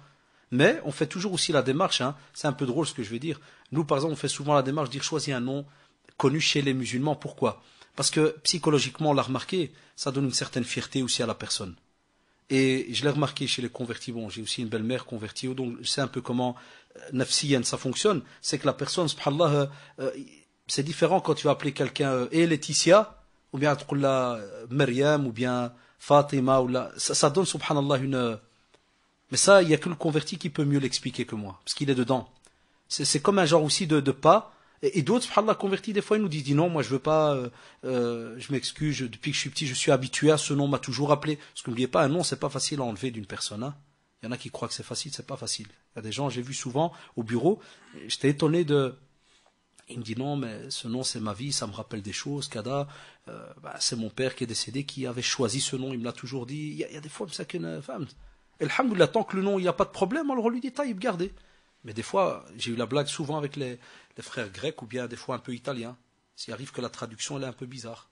Là même s'il me dit Kada Kada, je dis écoutez, vous êtes libre, mais s'il vous plaît. Et on ne les oblige pas à changer sur leur carte d'identité aussi, hein, ça il faut le savoir. Là c'est une catastrophe, cette tribunal, chaque lettre tu payes je ne sais pas combien. Ça, le Mashaykh, on leur a demandé, ils ne sont pas obligés de changer dans les papiers. Wallahu a'lam. Je crois qu'on va, Inch'Allah, clôturer, parce que tabarakallah, il est 9h30. En tout cas, ça a été, jazakumullah, un plaisir de vous rencontrer. Ah ouais, ceux qui suivent les conférences, j'en ai une samedi. Le samedi, Inch'Allah, la mosquée Al-Khalil. On l'a intitulé Qu'as-tu fait de ton âme? Les sœurs, c'est à la mosquée rue de l'Aunois, numéro 40. La mosquée habituelle de Al-Khalil. C'est quand vous descendez la rue de l'Aunois, première à droite, deuxième à droite. La rue de l'Indépendance. Mais c'est vrai que quand vous ne connaissez pas rue de l'Aunois, c'est comme si je vous dis va à droite, gauche, j'ai vu la tête d'un frère. Rue de l'Aunois, c'est pas loin de Place de la Duchesse, bus 89. C'est après le Maghreb. Oui, la mosquée très très grande Moulembek, là, qui est pas loin du grand théâtre, la Botolaré. C'est lui qui est connu aussi, un grand théâtre, l'ancienne société. C'est le seul repère que le Maghreb ils ont, Gueuse, Bellevue, là, de Skra. Ah ouais, c'est ça que j'allais dire. À Moulembek, chaque fois que je dis à des frères, ouais, le Khalil, c'est là, il me fait c'est où là où il y avait le Khmar. Ouais, là, il y avait le Khmar, vas-y. Ils connaissent plus la Gueuse que le Masjid, là. Ou bien ceux qui font le nettoyage près de société Euroclean. C'est vrai qu'elle est pas loin. Elle est juste en face. Jazakallah, elle est juste. Ils ont déménagé. Ils ont déménagé il y a quelques mois. شفتي احنا qui connaissons le nettoyage أولاد. فسبحانك اللهم وبحمدك نشهد أن لا إله إلا أنت أستغفرك ونتوب إليك وجزاكم الله والسلام عليكم ورحمة الله. الله يحفظكم. ويلا يا سيدي. الله يبارك. Ah, vas-y. Bouge ta mère et ton père, doucement. Avec cracher sur vos parents.